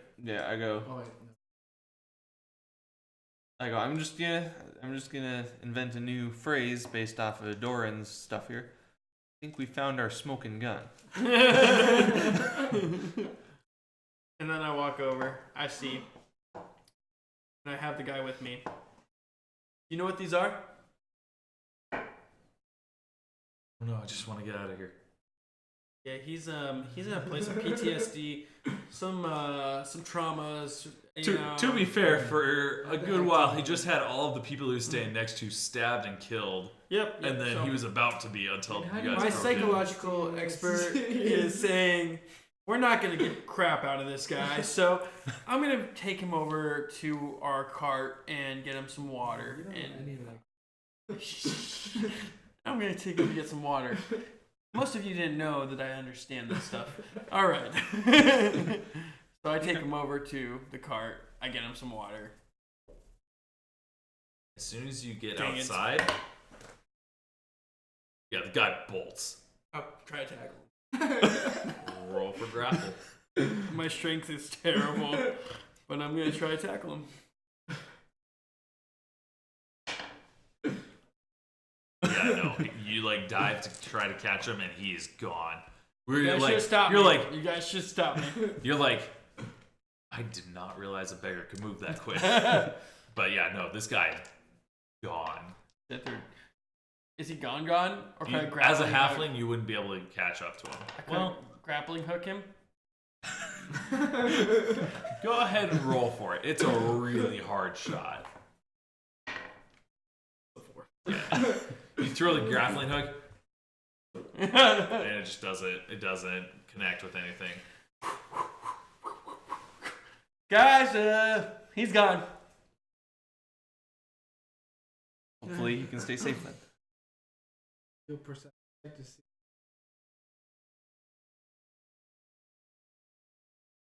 Like on the bodies, Bodies or just okay, yeah.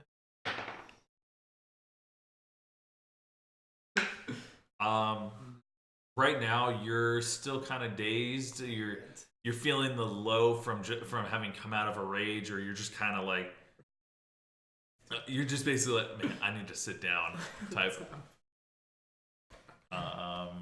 Yeah. What else do you?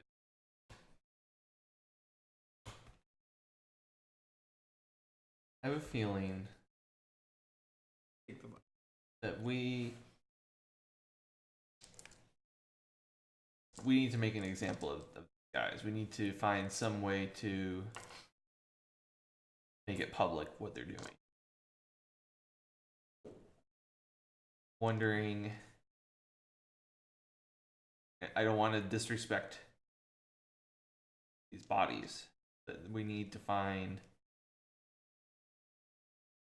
If we just burn the place to the ground, nobody's gonna know. If we if we just We need to make an example. yeah, I'm almost wondering if we. I am a key person. I'm almost wondering if we do just a public spectacle of we load all the evidence to the wagon, right in the middle of town, hop out, let people find it, let people freak out. Can we carry these people onto this? Did you take the armor off already? Can we load all these people onto this cart, or would it weigh down the cart too much? And I imagine we can, since it's made for carrying groups of people. Yeah. It carried them all while they were alive. So, while you guys are discussing this, Doran searches the bodies of the people that you guys just fought, and you see him pocket some money, and then He goes, "Hey, the guy with the scale mail. He's got paper on him." I investigate the paper. The paper. I love paper.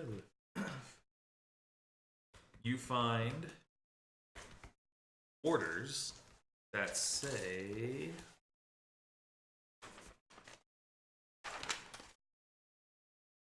there it is.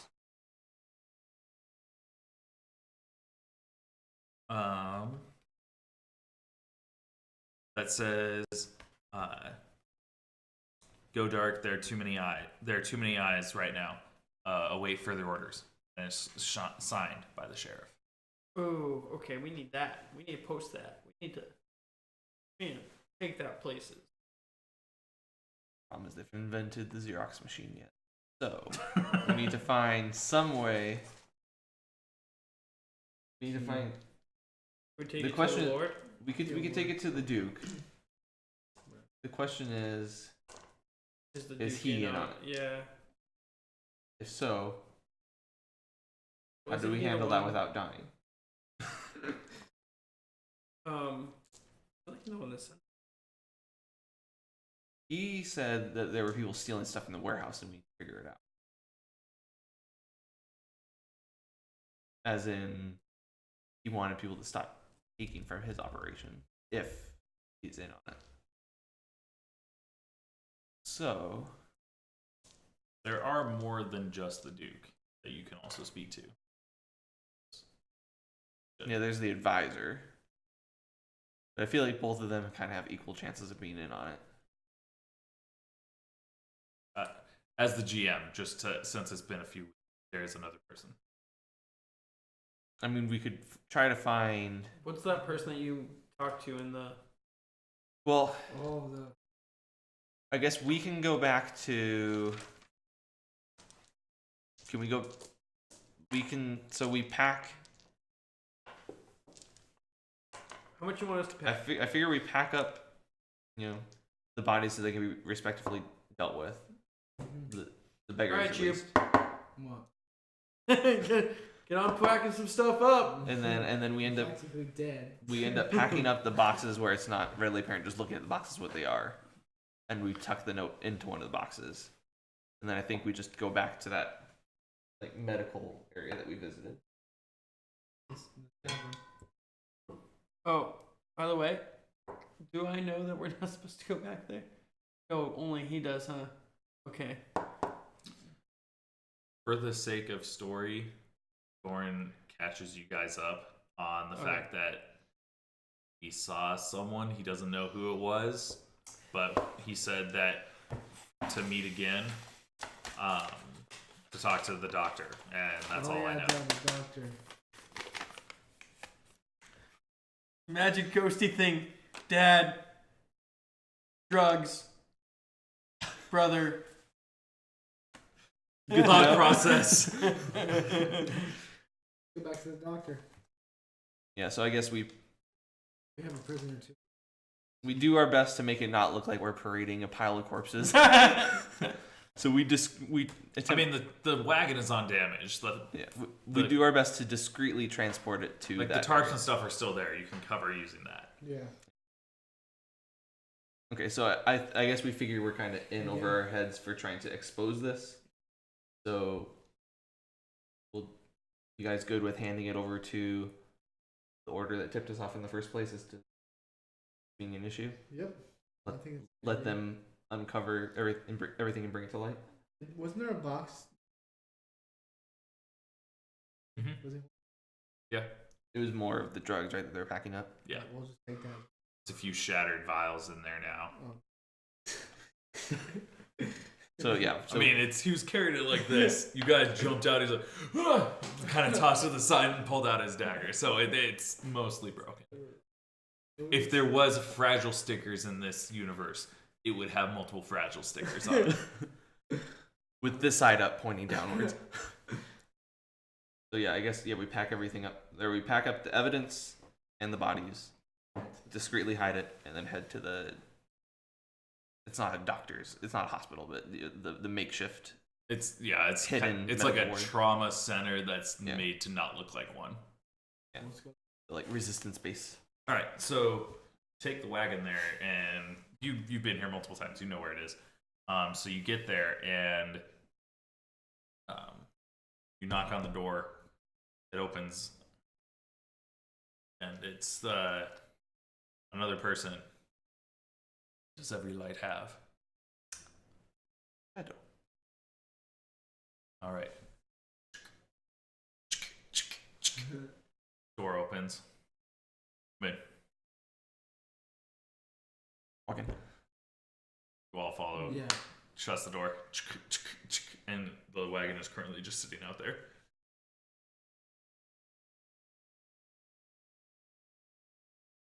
I guess I had like a vial as Okay. like evidence. I didn't, so we don't bring the whole thing in. Okay.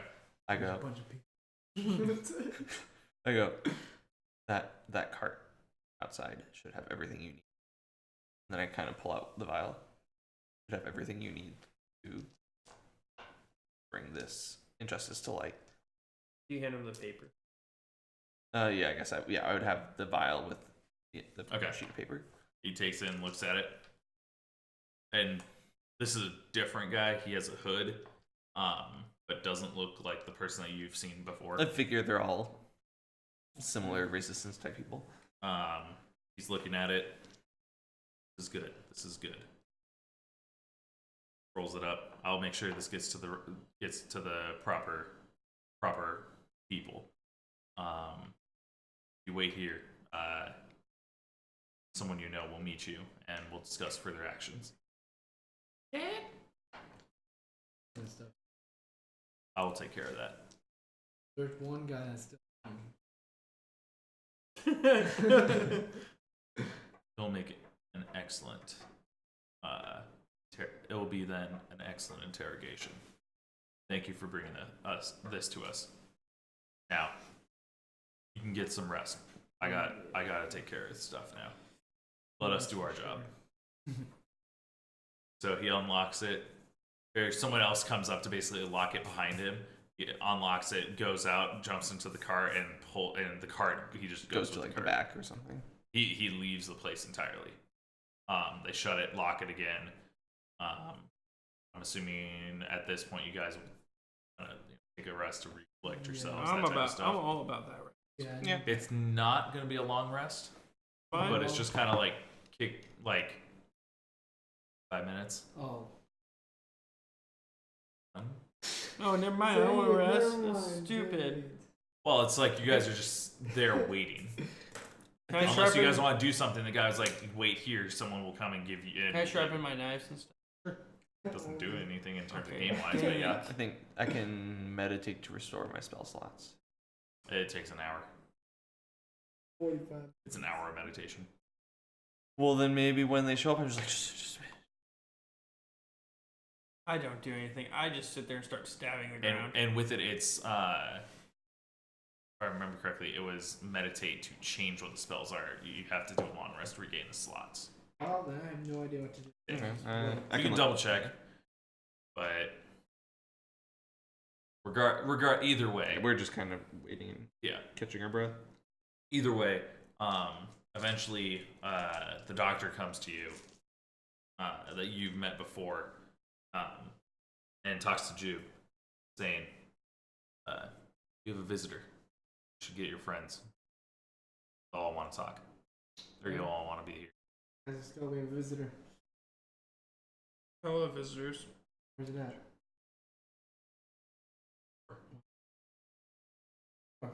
On there, let's go. Come on.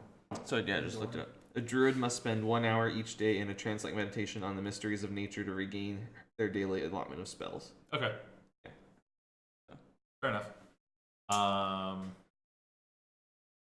You go to the front door, and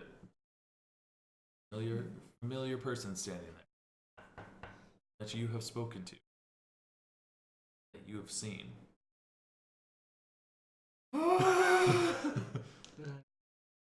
Yeah, you have no idea who this is. I just say, what do you know about my dad? is that guy because that's the only guy. Good work on bringing this information to us. If you'd like, I can let you see how this all plays out. Need help? We have agents that are keeping track of the sheriff's whereabouts, and from the information you provided us, it's obvious the sheriff is complicit in this. We want to figure out if it goes to him only, or if it goes higher than him. So, since we know his schedule, we are going to kidnap him, interrogate him. If you wish, I will be handling the interrogation, but you can be there to witness what happens. My dad proud of me now.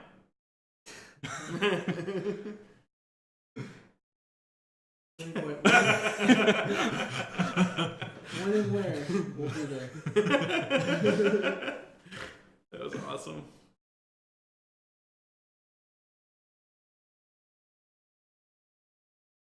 Oh, about 5 minutes. This plan is already in motion. We move quickly. Here we go. I will say, you witness the interrogation. It will not be for the faint of heart. Why do you look at me? It will not. He doesn't respond, but out of game, I did look at everybody. Okay. Question mark, guys. Do you guys have any hoodies? Yeah. Like cloaks? He doesn't recognize. No. You will not see. The sheriff will not see you. You will be looking at the situation, not be able to interact with the situation. Oh. I don't understand about voodoo, but I get that. All right, take us. All right. Voodoo time. Ready? Everybody all right with that? Down for some voodoo. Voodoo, fresh. Voodoo. All right. So this figure, they go out the front door, and you follow him through the streets, and it's actually kind of eerie. There's really not that many people on the streets. Like, compared to normal, there are usually more people, but there seems to be a lighter amount this time. And as you go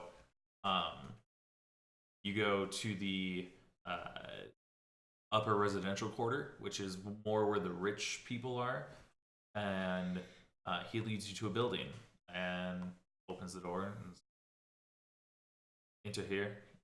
One of my agents will take you to the viewing chamber. Now, if you excuse me, I have worked. Which you see here has almost a sly smile as he shuts the door after you guys enter. So, there's another gentleman there in the exact same type of hood, right this way. Okay. So he takes you into a room where there is a mirror. He goes, please wait here. I guess I do detect magic on the mirror. Go for it. Actually, no. I don't roll, do I? Yeah. Yeah, you are detecting massive amounts of magic emanating from this mirror. Yeah, I figured as much. It will be... The subject will be apprehended shortly, and the interrogation will begin. Likely in the next 10 to 15 minutes. So please wait here. I have business to take care of. He leaves the room. All right. So 10, 15 minutes pass, and you, while just sitting in there, you begin to notice that the mirror is no longer reflecting. In fact, showing a separate room. We're in the room. It's chair and no other objects. Suddenly, the door opens and a man gets thrown into the room. He has a sack over his head, so you can't make out who he is. A hooded figure comes in and sets the man in the chair, tying. He has his hands tied behind his back already, but he's sat in the chair, and then it looks like he's tied further to the chair. Then the hooded figure walks up to the mirror, taps the glass, and you begin to hear noise from the room. You hear the sheriff's voice. I don't know who you are, but just know I'm the sheriff of this city, and I will hunt you down, and I will string you up by your feet, eat on the city walls, and you'll never be able to, and you'll never leave the city alive. And the hooded figure just walks out. And for a little while longer, the person is still shouting, don't you know who I am? I'm the sheriff of this, and like the type of thing where it's like at this point you're like, all right, this is getting a little bit Yada, old. yada, yada. And door doesn't open. See the hooded figure that had spoken to you up here behind him. He goes, now, Sheriff. Is that any way you treat your hosts? He responds, well, when you kidnap me, yes, I think it's quite apt. And there's a flash where you lose visual, and it appears again where he's now on the it's not that the mirror stopped, it's that like the room went black and it came back, and he's now standing facing it away from the mirror, facing it, the sheriff. You can see that the sheriff is getting a little bit spooked. And he goes, so, what is Shiver? No, we don't need to ask that. You know quite well what Shiver is. But do you know the harm that it does? He kind of, the sheriff tries to maintain a look on his face of like, I don't know what you're talking about. And pulls out a vial of that white liquid. Uncorks it. You don't know, do you? Well, he moves inhumanly fast up to the sheriff, grabbing him by the jaw and forcing his mouth open, jamming the vial in and forcing him to drink the substance. And the guy's like, what are you doing? And pulls it out. The guy having swallowed it, he's like, what have you done? Are you insane? And he goes, give me a name. I don't know what you're talking about. You're probably with the people that are dealing in this trade. He goes, give me a name, or you get another dose. You begin to notice that he's becoming a little bit more iffy in terms of resilience, and this goes on for a little bit longer, and he gives him 2 more doses. Eventually, the sheriff is starting to become incoherent.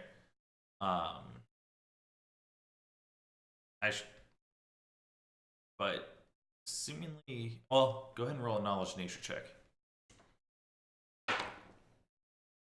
14 plus 5, I believe. You know that the symptoms he's showing are not symptoms of Shiver. So he's starting to become incoherent, but it's not Shiver symptoms. Eventually, the hooded figure pulls out a knife, wreathed in shadow, that he then holds up to the guy's throat, to the sheriff's throat. I will give you until the count of 3. If you do not give me a name, they will find your head at the palace steps. At this point, the guy begins to freak out because this dagger, it's a pretty mean looking dagger. Once he goes, 1. I told you I don't know anything. It was probably you got 2. Okay, wait. I'll tell you. I'm just the middleman. All the orders I'm getting are from the Duke. He's sick of the fact that he was delegated to a lesser town like Rianmar. He wants to go back to the capital of Eliam, back to the seat of power that he used to be at before he was disgraced. You can't hold me responsible for what he did. I was just doing my job. At which, puts the knife away, and he goes, "Thank you for this information," and vanishes. About minutes pass, and at that point the mirror fades. About 3 minutes pass, and the door to the viewing room opens, and the figure walks, and that person walks back in. So, hopefully you enjoyed the little show.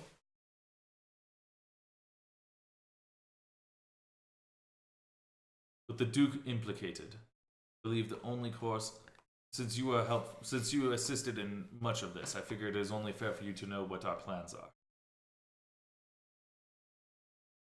At this point, since we know the Duke is implicated, I believe that it is within our best interest to convey this information to Advisor Aiden, who is the advisor to the Duke.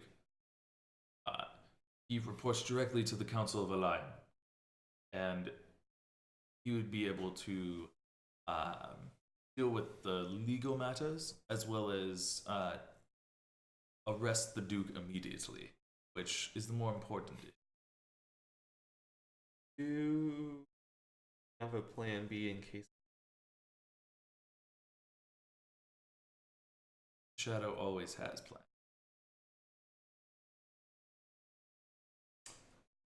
Fair enough.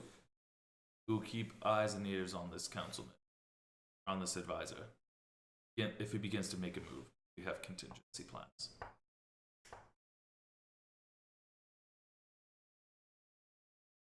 For the help that you have done, our organization is willing to give you 500 gold.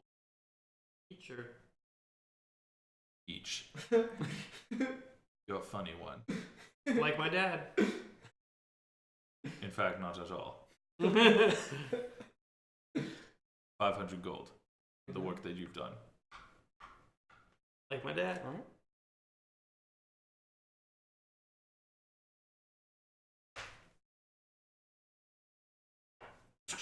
That's a sack of gold on the table. How do we want to split it? Thank you. What? Jesse's just like, 4 ways. 500 gold, sweet. Yo. Yeah, we're splitting it. 125 each. Okay. Yeah.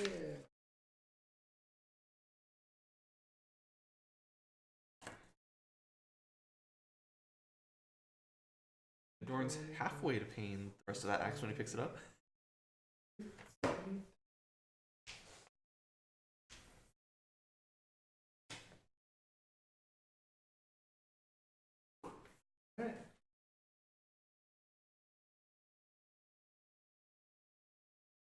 So, the figure, thank you for your assistance in this matter. Order has need of you again. We have shadows. We will know. Are you saying like, I want to say something, or are you just like freaking out? An aha moment. Okay. The shadows look like me. They're small, tiny, good at sneaking around. Shadows are everywhere. Shadows can be anything. The person you're talking to is like as tall as Jube. Okay. I'm not intimidated. I'm fine. He's not attempting to intimidate you. I'm just saying, like, he's not a halfling. Okay, I'm just wondering if there's any more of me. All right, that's all. I'm curious if you've seen a guy that looks like me. There are plenty of halflings. You know what There are plenty of halflings.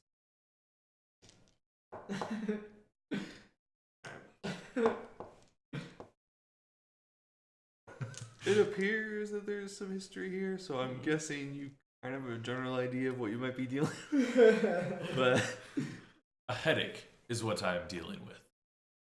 But if you have some readily apparent information about background, feel free to pass it our way. Well, it's a diplomacy check. Yes. 15. I'm guessing either plus one or That's one. minus one. 14.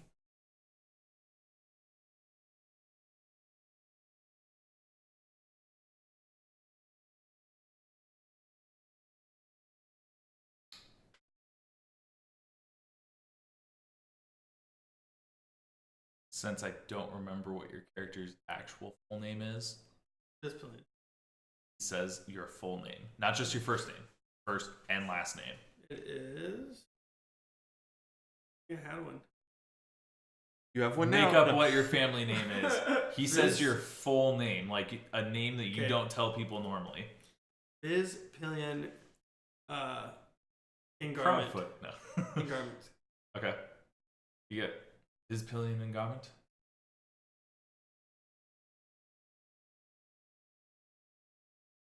What? That is all I can say. I have so many questions. Can I ask you? As I said, No more? Okay. I cannot answer any more questions. Diplomacy check? No. Okay. You can roll a diplomacy check. Alright. This is a nat 20. You better answer. This diplomacy is an 8, so we're looking like 21. Not even close. Dang it. You Okay, needed a 30. alright. AKA you needed a nat 20. Yeah. I'm not at liberty. I cannot tell you. Maybe in the future, as your journey continues, you will find the truth. It's not my place to tell you. Mom and Dad are alive. But this is also you'll be seeing you. Good to know. In fact, I'm leaving this town after we pass along the information to the councilman or advisor. Keep on mixing up the two. You head the same way as us? I don't know. Depends where the shadows are. Where the shadows have need. I mean, sounds like back our way there might be some trouble brewing with some goblins, but I'm guessing you're more interpersonal disputes rather than monsters. There are aspects of the Order of Shadows that do assist in dispatching of monsters. Since it appears the Duke can be unable to help our hometown. If you are able to send any aid our way, we greatly appreciate. I can ask. However, as you now know, You have your hands full. as you now know, I am dealing with monsters of a whole nother variety.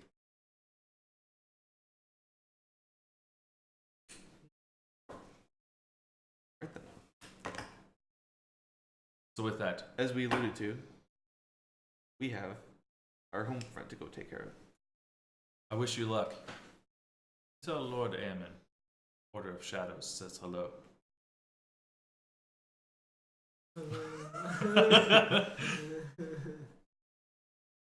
Alright. All right. So you guys spend some time in Figure town. we try to rest and stuff. Yeah, you guys spend some time. You rest, you recover, all that sort of stuff. Full. Yep. Go ahead and consider that a long rest. You can heal to full, and that is where we're gonna end tonight's stream. Because I don't want you guys to leave town without Wade having a chance to at least attempt to get the materials from the blacksmith, because that's gonna require role playing since he doesn't have enough money for it. So, with that said, that's gonna be the end of tonight's Fireside Story stream. Even though we were short one man, I think we had some pretty fun stuff happen. Had some pretty big developments. Some pretty bad dice rolls. Yeah. All around, yes. But thank you to everyone that was watching. What is going to be happening on my channel is next stream is going to be on Thursday, where we are going to be continuing our playthrough of Subnautica.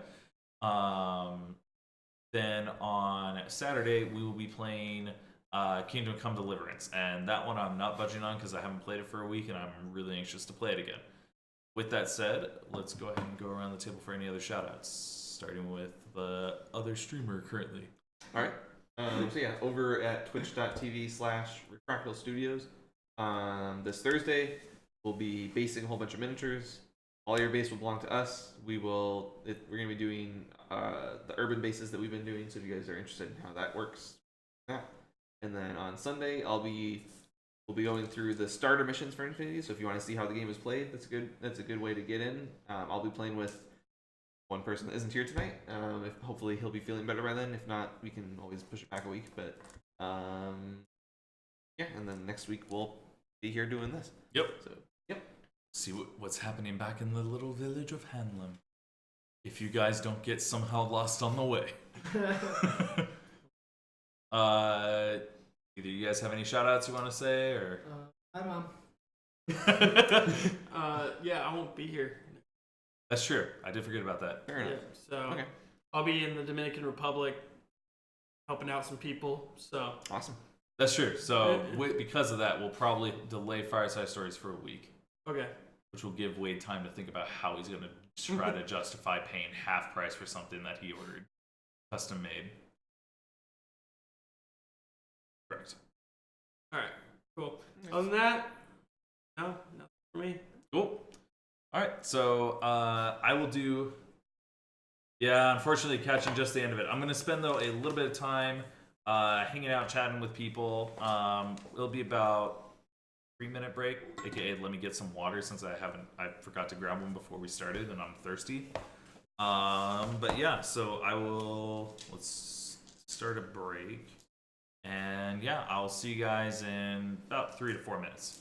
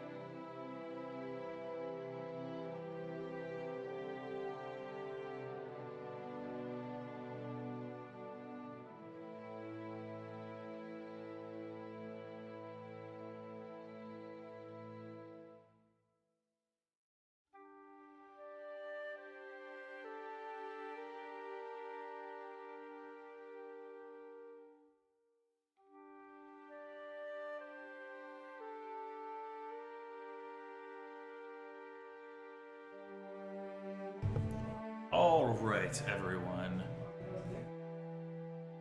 Welcome to the after chat of Fireside Stories.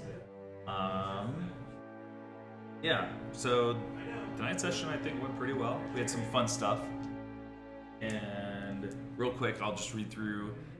We had Ryan Kubo following. Thank you so much, Ryan. Hopefully you enjoyed what you saw. We have Demonic Wizard donating looks like 10 bits with shh, let me lurk. No worry, buddy. I'll let you lurk all the same. And then finally we have Dizard with a rate of 3 viewers. So thank you so much, Dizard. Even though you caught the very end of it, the VOD will be up if you're interested. Yeah, tonight went really well. I was really happy with how the encounter went. I mean, obviously rolls could have been better by people, but that's also just leaving it to the dice. But it's always satisfying when you design an encounter and it's like, cool, I got the difficulty right because I knocked somebody out and they very well almost could have died.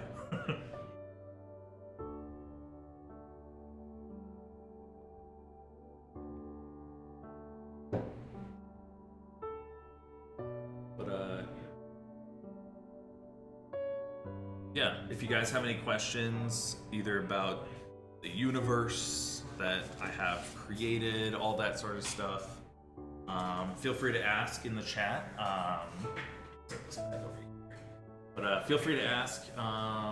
If you want more, if you want info on rules, you can also ask. I'm not an expert in Pathfinder rules, but I'll do my best. Some of the combat tonight was hilarious. Yeah. I mean, there's some times where it's like, wow, that was so cool. You know, you did this, then you did this, and it all just worked perfectly. And then there are times where it's like, I can't roll above a 5. I can't hit anything. Sag, you missed it. What happened to the dwarf guy? He is a dwarf. He's a dwarven gunslinger. Unfortunately, Wade, the person that was playing him, was not feeling well today, so he actually sat out today. In terms of his character that played today, I went ahead and utilized him for combat encounters where he would assist in combat. But I basically had it where he was kind of the silent follower for this session because I figured I don't want him to be saying things that his character, that Wade would think his character wouldn't say. That's a good way of doing it. Yeah, I thought so. I mean, I don't want it to be like, if it's just, you know, you're gonna miss once, that's fine. If it's a, you know, I'm gonna be gone for 2 months, then I'm gonna think of a way to make it where it's your character is not part of the party. But if it's a single week that you're missing, yeah, no, I mean, he'll just stand there, he'll fire rounds at people, and he actually did really well. Yeah, that way he doesn't fall behind as well. Very true. But the fun thing about that was his character got the highest damage shot of the game yet, where he got a critical hit and basically blew someone's head clean off. Yeah, he 100 to 0 to guy. So I was like, yeah, no, it's gotta be a good shot. So I was just, boom. Should have had his character have strep throat so he doesn't talk during the mission. The interesting change. The dice aren't in it, they aren't gonna kill you. But the dice are in it, kids will fall. Much like Jube almost fell.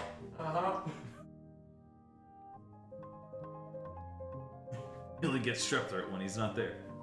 I feel like that might be a little bit overly convenient. But just get XP from the encounter and the day as well. So the way I'm doing experience based off of encounters and the overall completion of a storyline, like a quest. largely I'm trying to balance out XP, so I'll have to double check the numbers, but everyone should hit level 3 after today's session. Every time you watch us, you want to give something like this a try? Samesies. Hey, if you guys want to, I'd say go for it. I mean, it's not even just something you have to do in person. Like, you can always use the Roll20 website. It's a really cool website. Get a group of people together and start doing role playing. Yeah, no, I mean, I'm having fun. Let's just do one over Discord. I mean, I'm not gonna complain. If I do though, if I jump in, I will be a PC character. I do not want to have to GM 2 games. You just don't have time to drive to your local every night, every week. Also, paying for more gas and tolls isn't high on my list of want to do. I would say then just use the internet. The power of the internet. But there's a website called Roll20, which is great for online play. You've seen a few groups almost start that. So far, nobody's actually gotten one going. Yeah. The main issue that I see with a lot of people attempting to do that is, it's a little bit harder on the GM. But then it's also harder to get everyone on a consistent schedule. I don't know why I'm yawning so much all of a sudden. I mean, I know Discord has video chat and stuff now, but Roll20, I mean, you could do that in Roll20 and it all works out pretty smoothly. I mean, if you guys have seen, you'd rather play in person just because it's more cinematic and you're hanging out. I don't know. I think it depends. There is a certain magic of doing it in person, but I think that there is then, when doing it over the computer, there are a few more interesting aspects that you can dive more into. For example, when doing it over computer, there is much more there's much more ability to do like secret information. So like 2 episodes ago, no, it was 2 episodes ago, we had a moment where Refractal was the only person privy to certain information, where I made everyone else leave the room to then tell him what this information was. If it was over the internet, I could just privately message him what that information was, or purposefully, mute the other people so they can't hear what's happening. I feel like over voice on Discord it'd still be pretty good. I agree with that for sure. Yeah, I mean, for me, it's their strengths and weaknesses to both. If you guys are interested, I mean, it's basically, I would say, the pinnacle in terms of on Twitch for over internet versus in person is, I mean, for in person, it's obviously Critical Role by Geek and Sundry. They're great when it comes to doing it in person D&D. For over the internet, if you haven't yet, I would check out ItMeJP and his roleplay shows. They started out, they do over the internet with a bunch of streaming personalities like they've had before. Dodger, Strippin, Jesse Cox, Day 9, Gassy Mexican, Co Carnage, Ezekiel the Third, huge, like, most big streamers have at least done one show on that. And then it would be if they have for their longer running ones, so they'd have one shots where it's like 1 week so someone can dip their toes into it, have a little bit of fun. But then there would be longer running shows where it's a whole campaign, and they would then conclude the campaign with an in-person session with everybody all together. But that one's interesting. I would recommend that one. Is kind of cool because they switch out what rule set they're using. So there have been times they've done Star Wars themed one. They've done fantasy. They've done sci-fi. They've done a post-apocalypse, all that sort of stuff. I had to check them out again.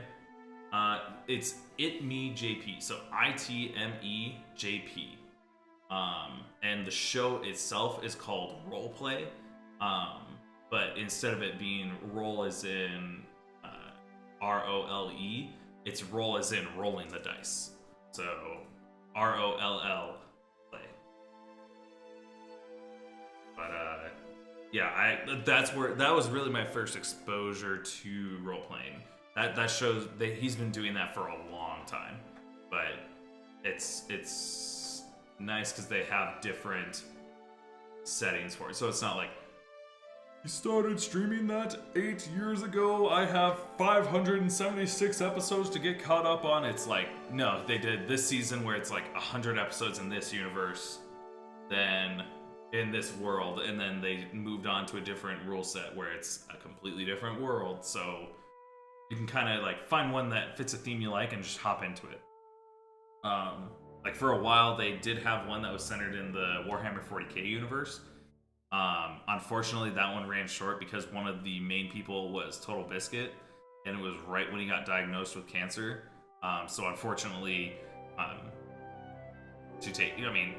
not unfortunate. I mean, it's more important that he, Total Biscuit took care of himself. But because of that, it was obvious. They're like, okay, we're gonna cancel this because you're gonna, be going through chemotherapy. You're gonna be busy doing that type of stuff. So we don't want to force you to adhere to this. But they did a few sessions of that, and that was pretty funny as well. But yeah. Any other questions that anyone had? While I drink some delicious water.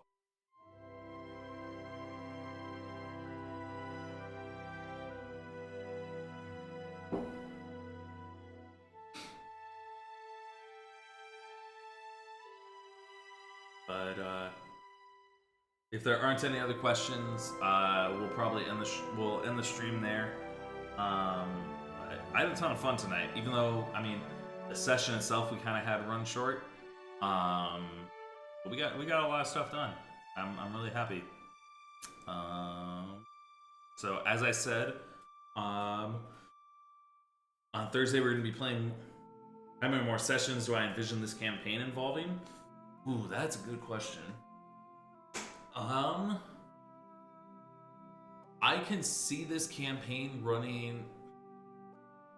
So the trick is, if the entire party dies, like in one battle, the entire party all gets wiped out, campaign is over. So with it, I have plans for the campaign that can last. They're like in the level 10, level 11. I have this whole story worked out where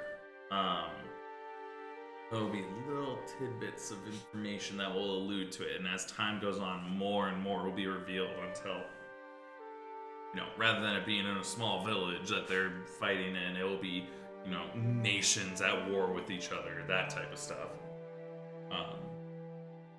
So with it, I could see it lasting a very long time.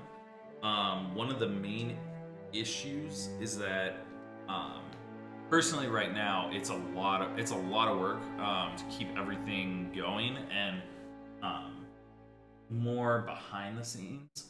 Personally, I feel like the stream quality for Fireside Stories is a bit lacking, and it's entirely on me. But I feel like I need to have more ways of having chat interaction. I need to have more information on the screen. So, for example, on this screen, right down below me, rather than having the bit cup, I feel like I need to make little info cards that give the main character's like stats or like just like even just their basic info. You think the stream quality is really good? Oh, I'm glad you like it. Let me rephrase it. I don't think it's bad, but I think it can be so much better, if that makes sense. And on top of that, like there's other stuff I want to do for it. Like, I mean, right now I just have my regular logo. I want to make like a Fireside Story logo, and the only thing you mentioned is that seems to work better if you or someone else keeps an eye on chat.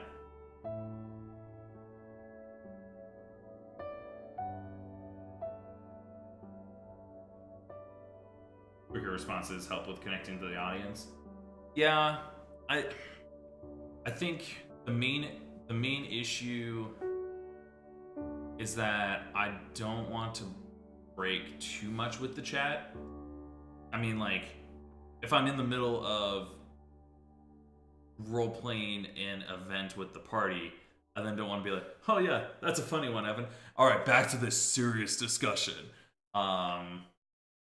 So it's obviously it's one of those balance things, and it's a little bit tricky because a lot of the bigger streamers that do role-playing stuff, they purposefully don't interact with their audience at all during the stream, because it's streamers of, you know, thousands, so it's not realistic to expect them to interact. But it's honestly, it's something I need to experiment with. I'm not saying I'm gonna end Fireside Stories, but I think there's a lot of room for improvement. A lot of room for improvement / like revisions. Like I like the fact that I have, you know, this wooden background. You know, it's Fireside Stories, and my whole idea is like it's supposed to be like the bard in the tavern telling stories of heroes on grand adventures, stuff like that. Where in a perfect world, you have another person sitting next to you, keeping an eye on chat, texting responses to people, and then letting you know at low moments what sort of stuff is being asked. Yeah, that's true. But also right now we don't have a huge amount of people watching.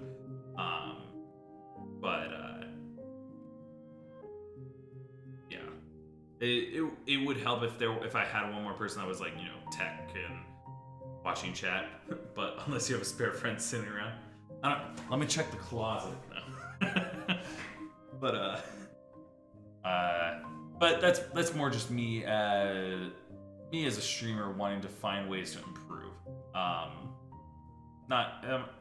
not maybe slightly venting, but also just letting you know what my thought process is.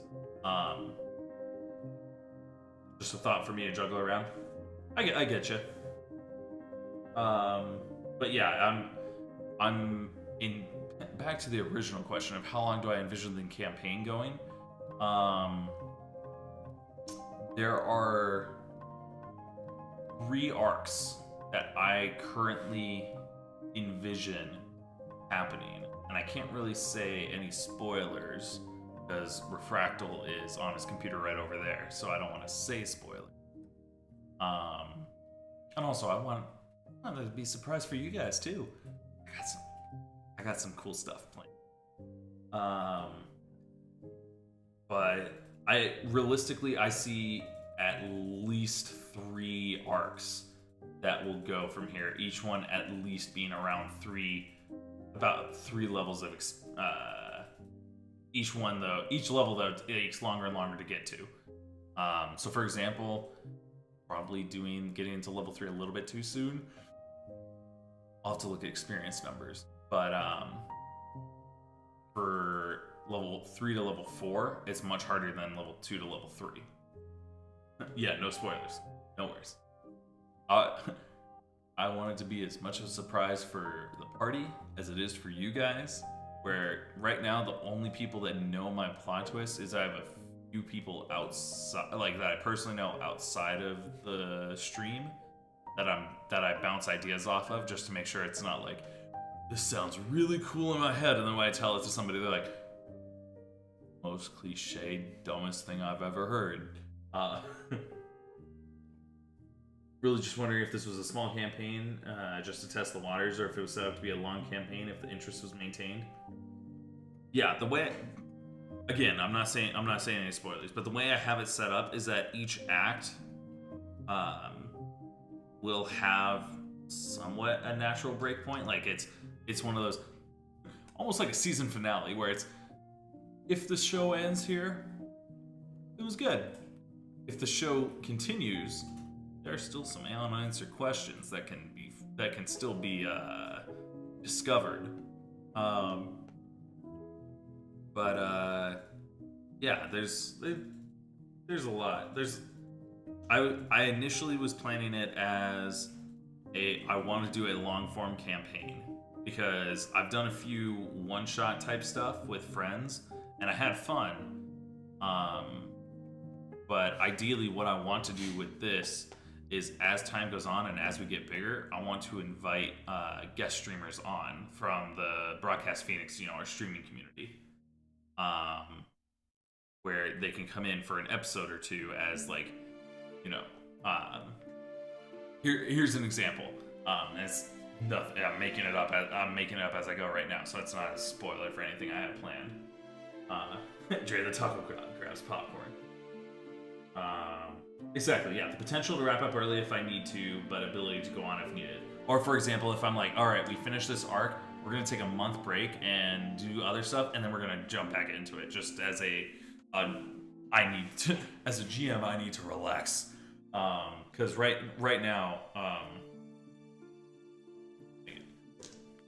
I won't show you the pages since you could read them for spoilers, but that has notes that these are all notes that both this notepad and this notepad are all notes that I wrote during breaks at work, or just this week and the week before. I got this page, I got this page, I got this page, this page, this page, which I also had a note that I tore off, and this page.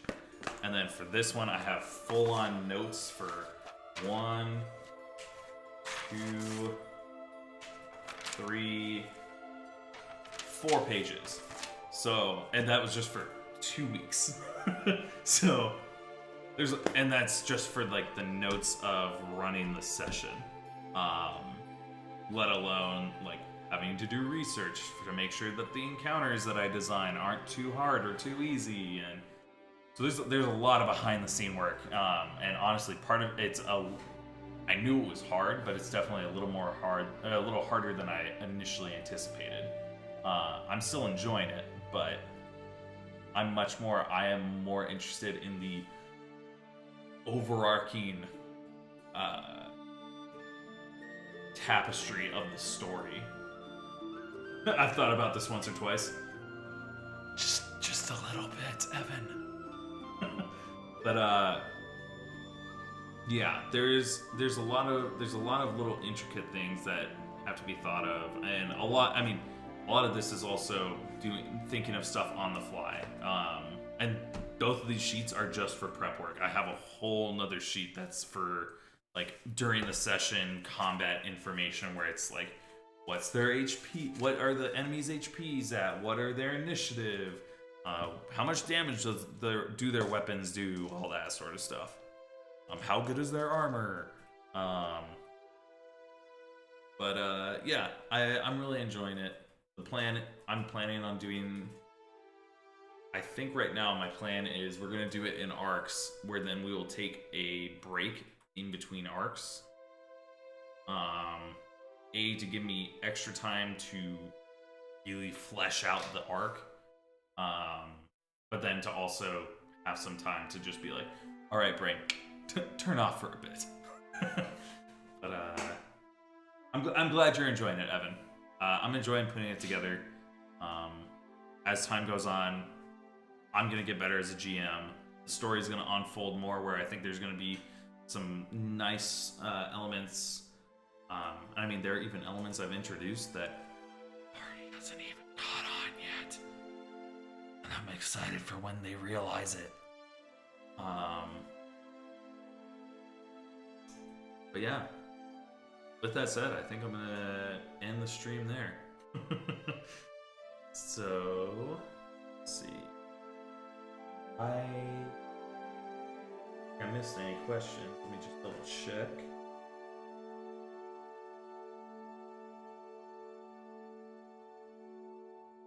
But yeah, and as time goes on, I'm wanting to incorporate more of each character's backstory. Like, for example, for Alex's character Viz, introducing some facts about his backstory where believes his parents are dead. And he was framed for it. Good fun. Glad you were able to catch me live tonight. Me too. Glad you were able to tune in. I know the last few Sundays you said that you've been interested in checking it out. I'm glad you were able to. But yeah, actually, think about it. I still actually haven't posted last week's episode on YouTube. I should do that. But yeah, the goal is I have these episodes posted on YouTube by the weekend so that if someone misses it, they can catch up so that by Tuesday they can then watch it live and not have to worry about missing crucial information. But yeah, thank you so much, you guys, for watching. Next stream will be on Thursday. Feel free to follow me on Twitter. I'll be posting updates on that as well as random crap. Well, the Facebook page as well, if you still use Facebook.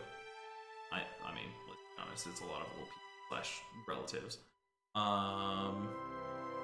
Yeah. I think I'm not going to be on a Fractal stream this next Sunday.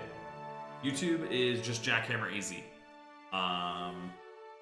It's a picture of me the profile picture is a picture of me and Refractal with a bunch of weird light stuff that we did in a time lapse for fun because we were bored. Not sure you've checked it out. So far, all I have on there right now is just Fireside stories. I'm debating, I'm right now looking into coming up with a plan to post gameplay stuff as well.